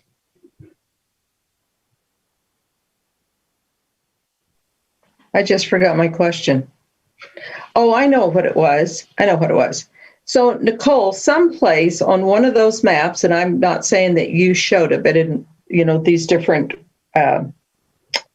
development agreement or something, it seemed like there was a map that it showed the old neighborhood, or the existing neighborhood, the new areas, and then all of that area in the center, that it's my understanding is that it's still vacant and it had an N2 on it. It's like on the north and the south areas. Do you know what that one was? I mean, are they still going to be able to put N2s in there? The developer requested for the undeveloped portion of that property that's to the south along Mary Street and Hawthorne Lane and Bitterroot Drive to update that zone to an N2. They're still restricted by their private covenants and restrictions on that property, which we do not enforce. Those are enforced by the property owners.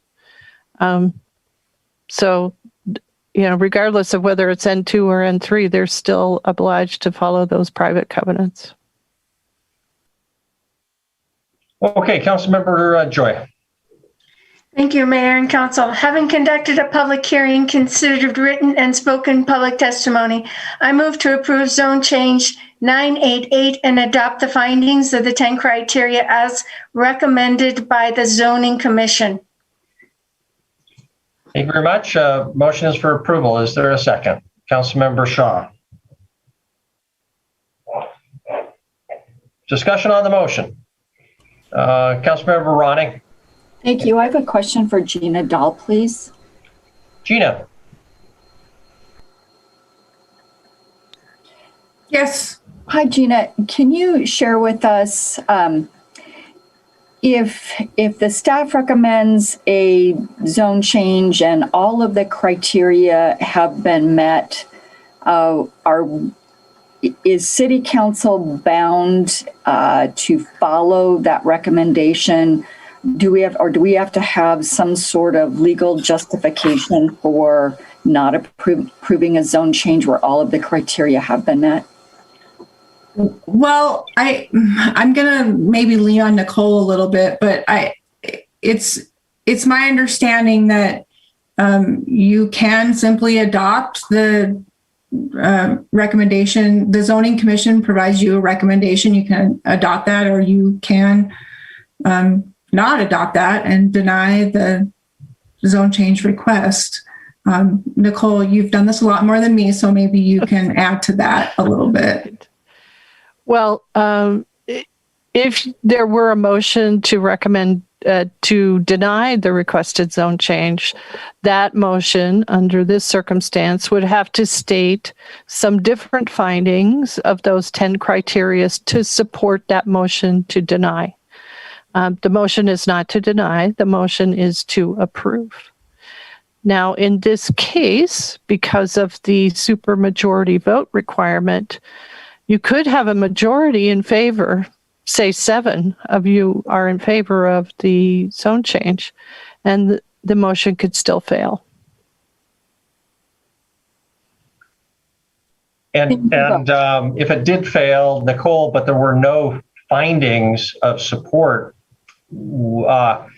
where are we at? I mean, the statute requires that we make written findings, I believe, right? So, well, your motion is supported by the findings. You just failed to achieve that supermajority vote, which is 8 votes in this case. Okay. There's no legal risk of that coming back to you, I don't believe, but I'll leave that to Gina since she's the expert. Okay, so I'm hearing that we would not have to make a set of separate findings justifying the failure to make the supermajority vote. Okay, so we do have a motion on the table. In a sense, it's our last discussion was academic because this motion is for approval consistent with the findings in the staff report. Councilmember Joy, would you like to speak to your motion? Thank you, Mayor. Thank you, Mayor and Council. We had a very long discussion during our recode about zoning, and now we have a zone change. So I guess it puts us to the test. A tremendous number of comments and the whole entire recode was really dominated by the idea that developers know what people want. And so developers build what people want. I heard that an awful lot. And here we have a developer who says, we think this is what people want. We want this zone change in order to achieve that. Subdividing and developers are private money. They put their money on the table in order to achieve housing for the city. We need different kinds of housing. Based on the testimony of the representative for the developer, they're not putting townhouses that are going to loom over someone's backyard and they're going to have people looking into their backyard. It looks like, based on what he says is the third filing, that the townhouses are in the center. The townhouses on Avenue D, which are in Ward 3, are very, very nice. So I don't necessarily see some of the conflict that people have mentioned. They've also said multifamily housing. Townhouses are not multifamily housing. So, and I understand that. I understand people may make that mistake very easily. I understand that. But townhouses are not multifamily housing. Excuse me. I will support my motion. I think based on the discussion and the testimony given that they are considering putting in a park and fully funding that from the developer. I hope that they stay to their word and that we see a very beautiful development and that the neighborhood comes to see that as a value to everyone. Thank you. Thank you very much. Further discussion on the motion? Councilmember Neese. I actually had a question for Nicole or Gina, but if a substitute motion were to be made to make this to an N3, would then you have to have findings of facts changed at all? Nicole, can you answer that, but also just address whether that's in order where there is no application, and I don't believe that we can direct staff as to how it accepts something coming in that's been annexed. But Nicole, if you can comment. Generally not. The council is not allowed to approve a zone change that was not advertised. Okay. That answers my question. Then, Mayor, if you don't mind. Please. I'll speak in opposition to the motion. I will not support this motion. As I've looked at this for quite some time and read through the letters. I've looked at the long history of zone change requests that this property has gone through. And it's very clear that this was to be developed as single family homes for quite some time. And it wasn't until the recode when it changed from R70R to N2 that now will allow multifamily or townhomes or duplexes along that whole southern area. So when you look at the entire area and when we consider, the density, we want to look around the different neighborhoods. And when you start looking out there, you see a lot of other dense areas. And this is just going to put a lot more density there. So I won't support this because I think that we've already converted a lot of that area to the density through the recode process. And I think if, based upon what I'm hearing, that if this doesn't get approved, then we'll see this as N3, which will be more appropriate for that area anyway. So thank you very much. Thank you very much. Further discussion on the motion, Councilmember Shaw and then Councilmember Ewald. Thank you. I want to make a pitch for the N2, and here's why. We know Billings is aging. We've just moved my parents-in-law into a community like this so that they don't have to take on all of their outside maintenance and everything. So to me, not allowing townhomes or keeping this as an N3, that's really the one thing that is changing with this. We are opening up possibilities I hear what the neighborhood is saying. I do. I also, when I look at the development proposal, I think this has been really well thought out. And I have to keep in the back of my mind that we also have to create and want to create housing for not just neighborhoods of people who want giant yards. That I know that we have that market in Billings. It's important, but I think it's also really important that these neighborhoods also have some diversity of housing so that as people age, they're not getting kicked out of their neighborhoods. Thanks. Thank you very much. Councilmember Ewald. Thank you, Mayor. Nicole, if you would please, at what point are covenants made for these annexed subdivisions? Have you any idea? Could they be made already? As far as I know, there are no covenants that are proposed for this subdivision, and those are all private, and we don't review them. Okay, so if the covenants were there, then if they were more restrictive, you have to go by the covenants according to what the new recode says. And according to what the current code says. Well, I don't know. The owners are required to conform to the most restrictive requirement, whether that's the zoning or their private covenants. Okay. So I'd like to make a substitute motion to this, that we table this for 30 days and have them come back with covenants so these people know exactly what's going to be in that subdivision. They can say there's not going to be any more than 12 duplexes or townhouses, not 13, not 20. And the rest of them can be single family. But right now, everything's kind of up in the air. And it started out as an R96 in this neighborhood, and now it's Hen 2. So there's a big change in that whole subdivision over the last 15, 20 years. And so I'd like to make that substitute motion. Okay, so there's a substitute motion to delay this for 30 days. Yep. Is there a second? Okay. I don't see a second. Robbie Neinhardt wanted to comment if there were a second, but I don't see a second. So I am going to ask Robbie, did you want to comment now that there isn't a second, or did you not want to say something? Yeah, thank you, Mayor. Typically, when covenants or restrictions are put in place is when you go in for final plat.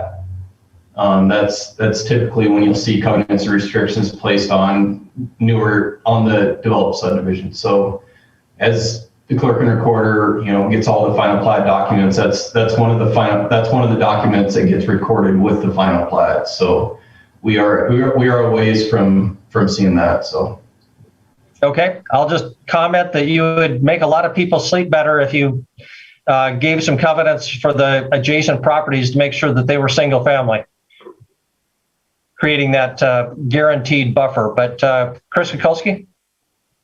Would it be appropriate to have Nicole or someone walk us through what the rest of the process is? Because I'm concerned we're talking a whole lot about the subdivision, and I realize it's important, so I'm not minimizing it's critical, but can they walk us through where we go from here, just as standard process? I know a lot of you haven't seen very many subdivisions come through from annexation to final plat. I don't. Go ahead, Nicole, if you Okay. want to. I'll wing it, and Wyeth or Monica can correct me if I'm wrong. But at this point, you've annexed some property. You've put it in the Ward 2. You have a development agreement. The zoning is before you.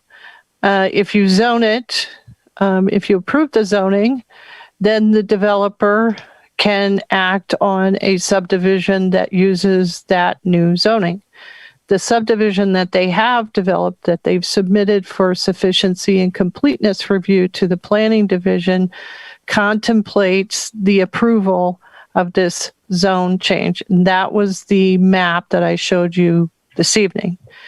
if the zoning is not approved, they may go back and change around some of those 12 lots that they have originally shown as much larger lots, maybe create 2 out of 1. So there might be more lots in an N3 zoning scheme. The subdivision then goes, because it's a major subdivision, has a public hearing with the City County Planning Board and a plat review with the staff and the Planning Board. And then the Planning Board makes a recommendation to you to conditionally approve that plat, and that comes to you.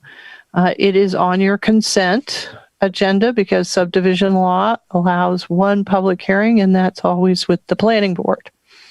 So those conditions of approval include all kinds of things about the streets, the drainage, the sidewalks, the lots. All of those things are in that SIA and that subdivision. That's the preliminary. They can take up to 3 years to reach final plat from that original preliminary approval, provided they meet all the conditions. And then the final plat can be filed and lots sold. Okay, thank you, Nicole. Just to clarify, though, there's no guarantee that through the subdivision process we could, there's no reason to think we could dictate the division of townhomes or location of townhomes or anything like that in the subdivision process. So, no. Further discussion on the motion, Councilmember Yakovich. Your Honor, I'd like to call the question. Okay, if everybody's listening, that's we'll have a vote on whether to vote.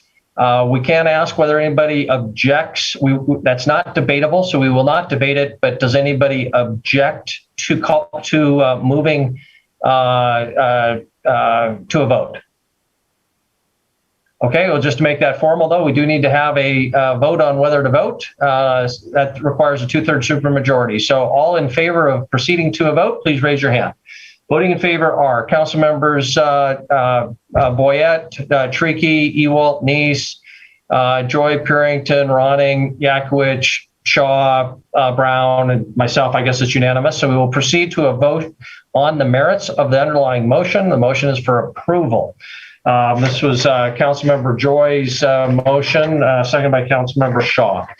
I assume the motion is clear.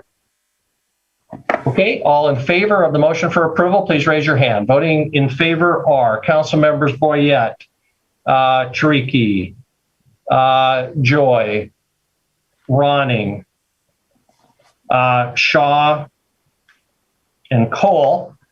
If voting in opposition, raise your hand. Voting in opposition are Council Members Ewald, Neese, Purington, and Yakovich and Brown. The motion fails, has a majority, but it does not have a supermajority. So the application fails, and it's now in the hands of the staff. Anything else from staff that you want to clarify before we wrap up this evening? Don't think there is. So I think that's clarifies that. Okay, thank you very much, Council and members of the public. Brings us then to the conclusion of our meeting, or not quite the conclusion. This is a public comment on non-agenda items. So if somebody has been out there waiting, including on the Highway 3 property, you could comment at this time, or anything that's not on our agenda tonight. Just ask you that you call that number, 237-6196. Keep your comments to less than 3 minutes. Tell us your name and your address. The number again, 237-6196. Ask that you turn off your computer or your screen, and because our meeting is ahead of what you're hearing, and it'll be very confusing. The number again, 237-6196. Denise, do we have anyone who's called to comment on non-agenda items by calling 237-6196? No, Mayor, I've received no callers. Okay. We'll close our public comment period then on non-agenda items and move ahead to council initiatives. Councilmember Shaw, we don't have any council initiatives tonight, do we? I guess we do. Councilmember Shaw. Just one, and hopefully we can make this fast.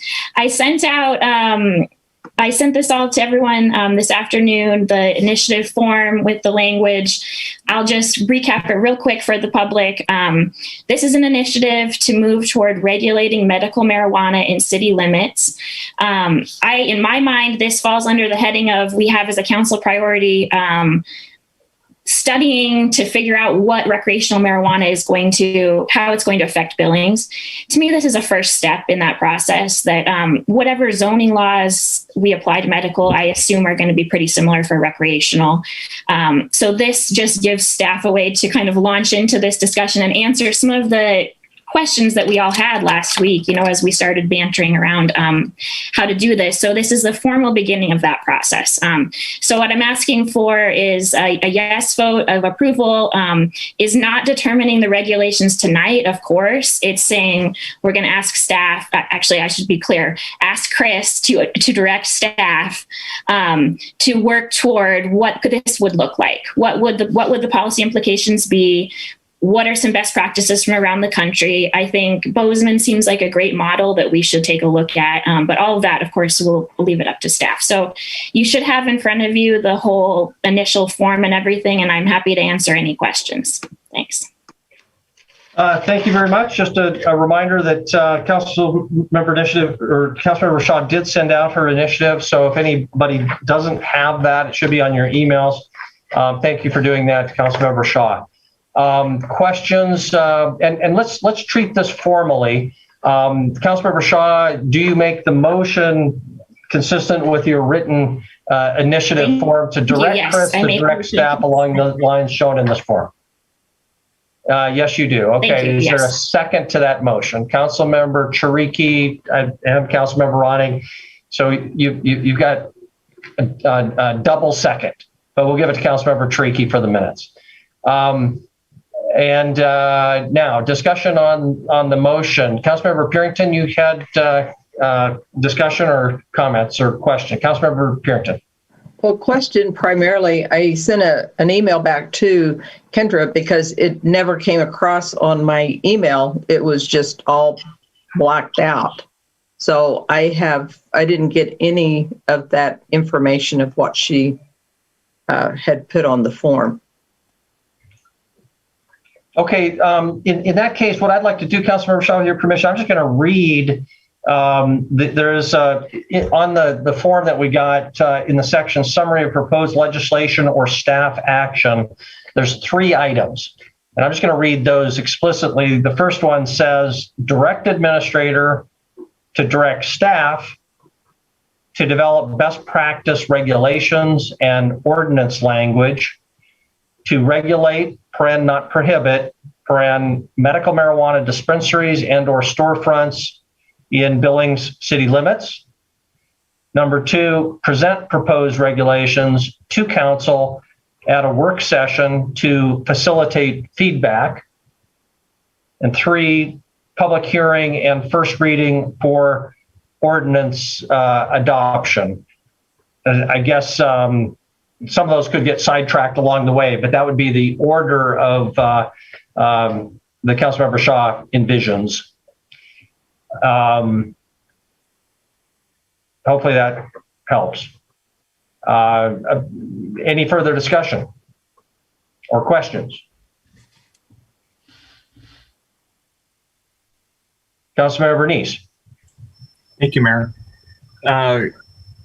Will this initiative look at any ways of supporting the initiative or the action of the federal government to unban or to remove the classification of marijuana from the illegal drugs and then move it into the pharmaceutical industry? I think hopefully I can answer that. It's definitely not in city council's jurisdiction. So as far as I know, I don't know that we could even work in that space, even if we wanted to, other than just basic lobbying. Yeah, that's what I guess that's what I'd say. So make some kind of statement of support to have that done. That wasn't the part of the scope of this. I wouldn't be opposed to that, but it's not part of the scope of it. Okay. And Mayor, I have a secondary question, please. I'm not sure I'm not sure I'm going to support this, but I would like to hear from Gina because we heard from some attorneys prior to this about this particular initiative and it was held off. And so I'd like to know what's changed in that respect, because we do have a pending lawsuit with an injunction that we're not supposed to move forward on things. And I would hate to have a judge think that this is us moving forward. Gina Dahl. Yes, thank you.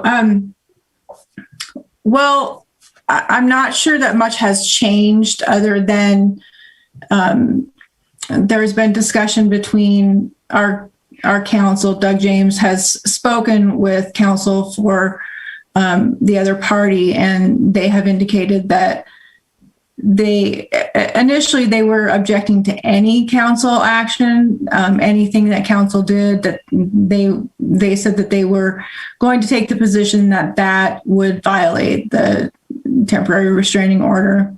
However, in more recent discussions, they have agreed that taking this action, that is the council initiative, is simply a policy discussion. And it's not enacting any ordinance. It would not be taking any official action to limit or revoke the medical marijuana license at issue under that lawsuit. So, which I think, personally, I think that was pretty clear from the beginning, but we were taking a very safe approach. Now that we have that, basically we have an agreement from them that just this simple action is not going to be violating that restraining order. So it's just a policy discussion. So you should be free to proceed in this fashion at this point. Thank you. Thank you very much. Important question. Further discussion on the motion. Councilmember Purington. Well, that brings up an additional question of what I was going to ask. So, Gina, whenever you say that they are saying that it's not going to violate the restraining order or the injunction, whatever the legal term was, who's they? Sounds to me like you're talking. I'm sorry. Yeah, go ahead. I'm sorry. I should have been more clear. Yes. So our counsel, Doug James, spoke with counsel for the business license. It's Montana Advanced Caregivers is the entity that's suing the city, and their attorney. And I'm sorry, I've spaced his name, which is why I didn't use it. I believe it's Don Sommerfeld, I believe is the correct name.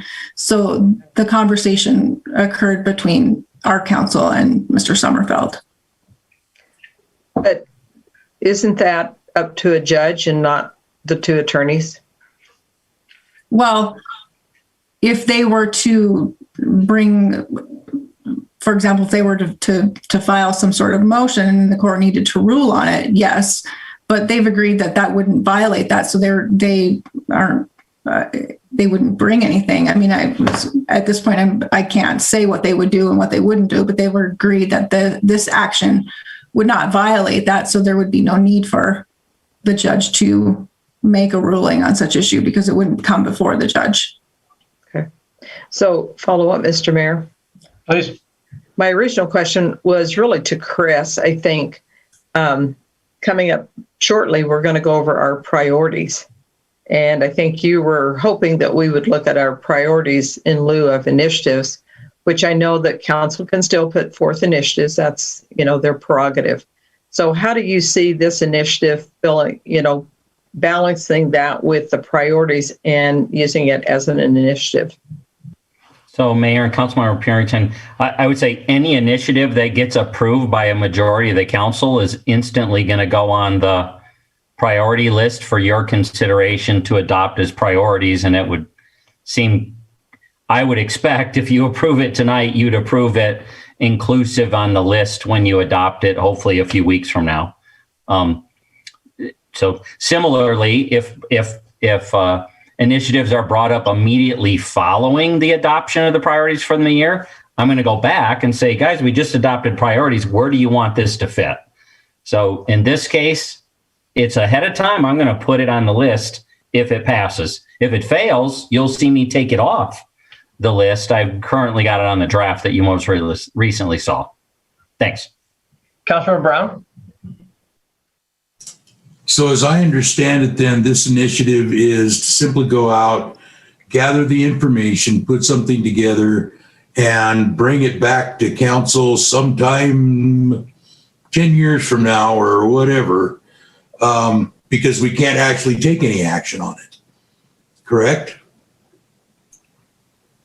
I mean, that's my understanding anyway. Yes, at this point, this would be doing all the legwork to get ready to determine how council would want to proceed with enacting some regulations. But yes, the advice that we would give you at this point is to not actually enact an ordinance until we do have some clarification from the court. And as I'm not sure if you all recall, but there is actually a hearing on this issue scheduled in March, and I believe it's March 11th or 12th. But the issue of the clarification of the temporary restraining order is going before the courts. So we will hopefully get a ruling clarifying what we can and cannot do, because the order was written in a very broad way to kind of include everything. So we've been taking the cautious approach. Councilman Brown? And just as a reminder, we kind of went through this exercise, not this whole council, but we've gone through this whole exercise with looking at Bozeman and actually putting a couple of those kinds of things together. And at that time, the council voted not to regulate. So I don't know if there's a lot more legwork to do or not. I'll leave that up to you guys, but just a reminder that is all out there and has been done. Yeah, it certainly not my intent to reinvent the wheel. We'll pull what exists, what work was done before, and then we all know this is technically separate, but in the list of priorities going forward. And when this legislative session ends, we're going to know something more about recreational marijuana. So I don't think the work of, first of all, I think there's clarity if you set a policy direction as to whether you want to prohibit or regulate. The last time around, you decided to prohibit. If you want to change that, I think that's helpful for the staff to know and the public to know as we work on those options for your consideration going forward. And yeah, that's not going to come to you in the next 30 days. We will work it, see what happens through the session, see what happens in the courts on our case, and then bring you options. Thank you, Councilor Trickey and Councilor Rewalt.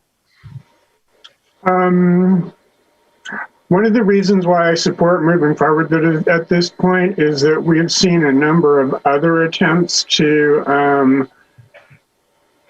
manage usage of different things in our city, like, for example, the human trafficking thing using the business licenses. And so I would hope that as we move forward thinking about this, that we think about this from a more general practice and not just specific things that we're trying to ban, but whether or not, I would like us to come up with an overall policy for how we use business licenses in order to manage what does or does not happen within the city. I hope that makes sense. Okay. Councilmember Ewald? Thank you, Mayor. So when the legislative session gets over, they have to come up with some ruling on what's going to happen with recreational marijuana, aren't they? Chris?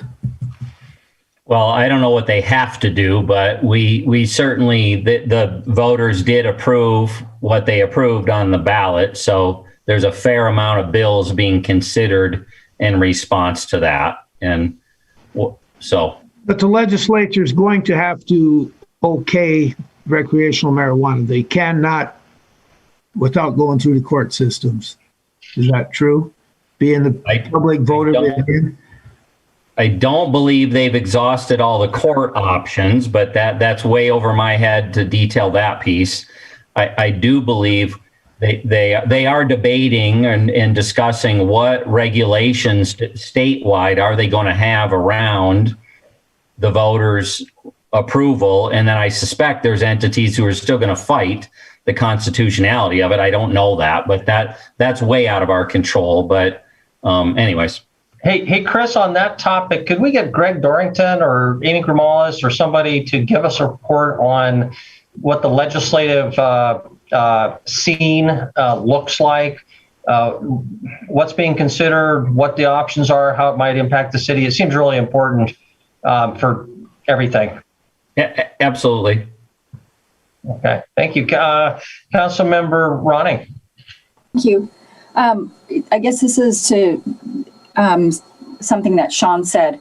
I would just share, because as I brought initiatives forward, they take a long time to move forward, to do an ordinance or a resolution. And even though there might be material that's been gathered before, it still takes quite a long time to really put something together, because you're going to have Chris and Kendra and whomever else will most likely have public meetings regarding this and getting input. And so my encouragement is for all of us to remember that just like what we've been hearing, there is going to be legislative action. We've been involved in this conversation for quite some time now in regard to medical marijuana. We've heard what the voters have had to say.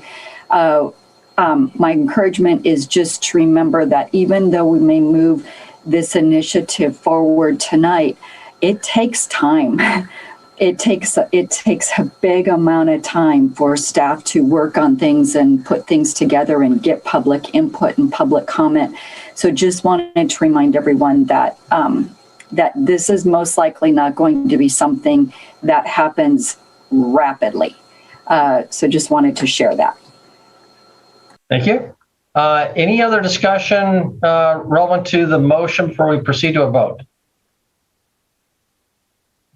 Don't see any, so we'll move to a vote. Again, the motion is for approval of Councilmember Shaw's initiative with those three parts. In a nutshell, directing staff to, or city administrator to direct staff to move ahead with this information gathering process, including drafting and presentation of possible proposed regulation. Of course, it'll be up to this body as to how it wants to proceed once we have more information. Any discussions or any question about the content of the motion? If not, all in favor of the motion, please raise your hand. Voting in favor, Councilmembers Boyette, Chiriki, Joy, Ronning, Yakowicz, and Shaw, and Brown, and Cole. If voting in opposition, please raise your hand. Voting in opposition are Councilmembers Ewalt, Neese, and Purington. Thank you very much. Are there any other council initiatives tonight? Good. It's 9:38. Thank you, everybody, for your patience, your hard work. Members of the public who are watching, thank you for your participation this evening. With that, take the rest of the day off. We're adjourned.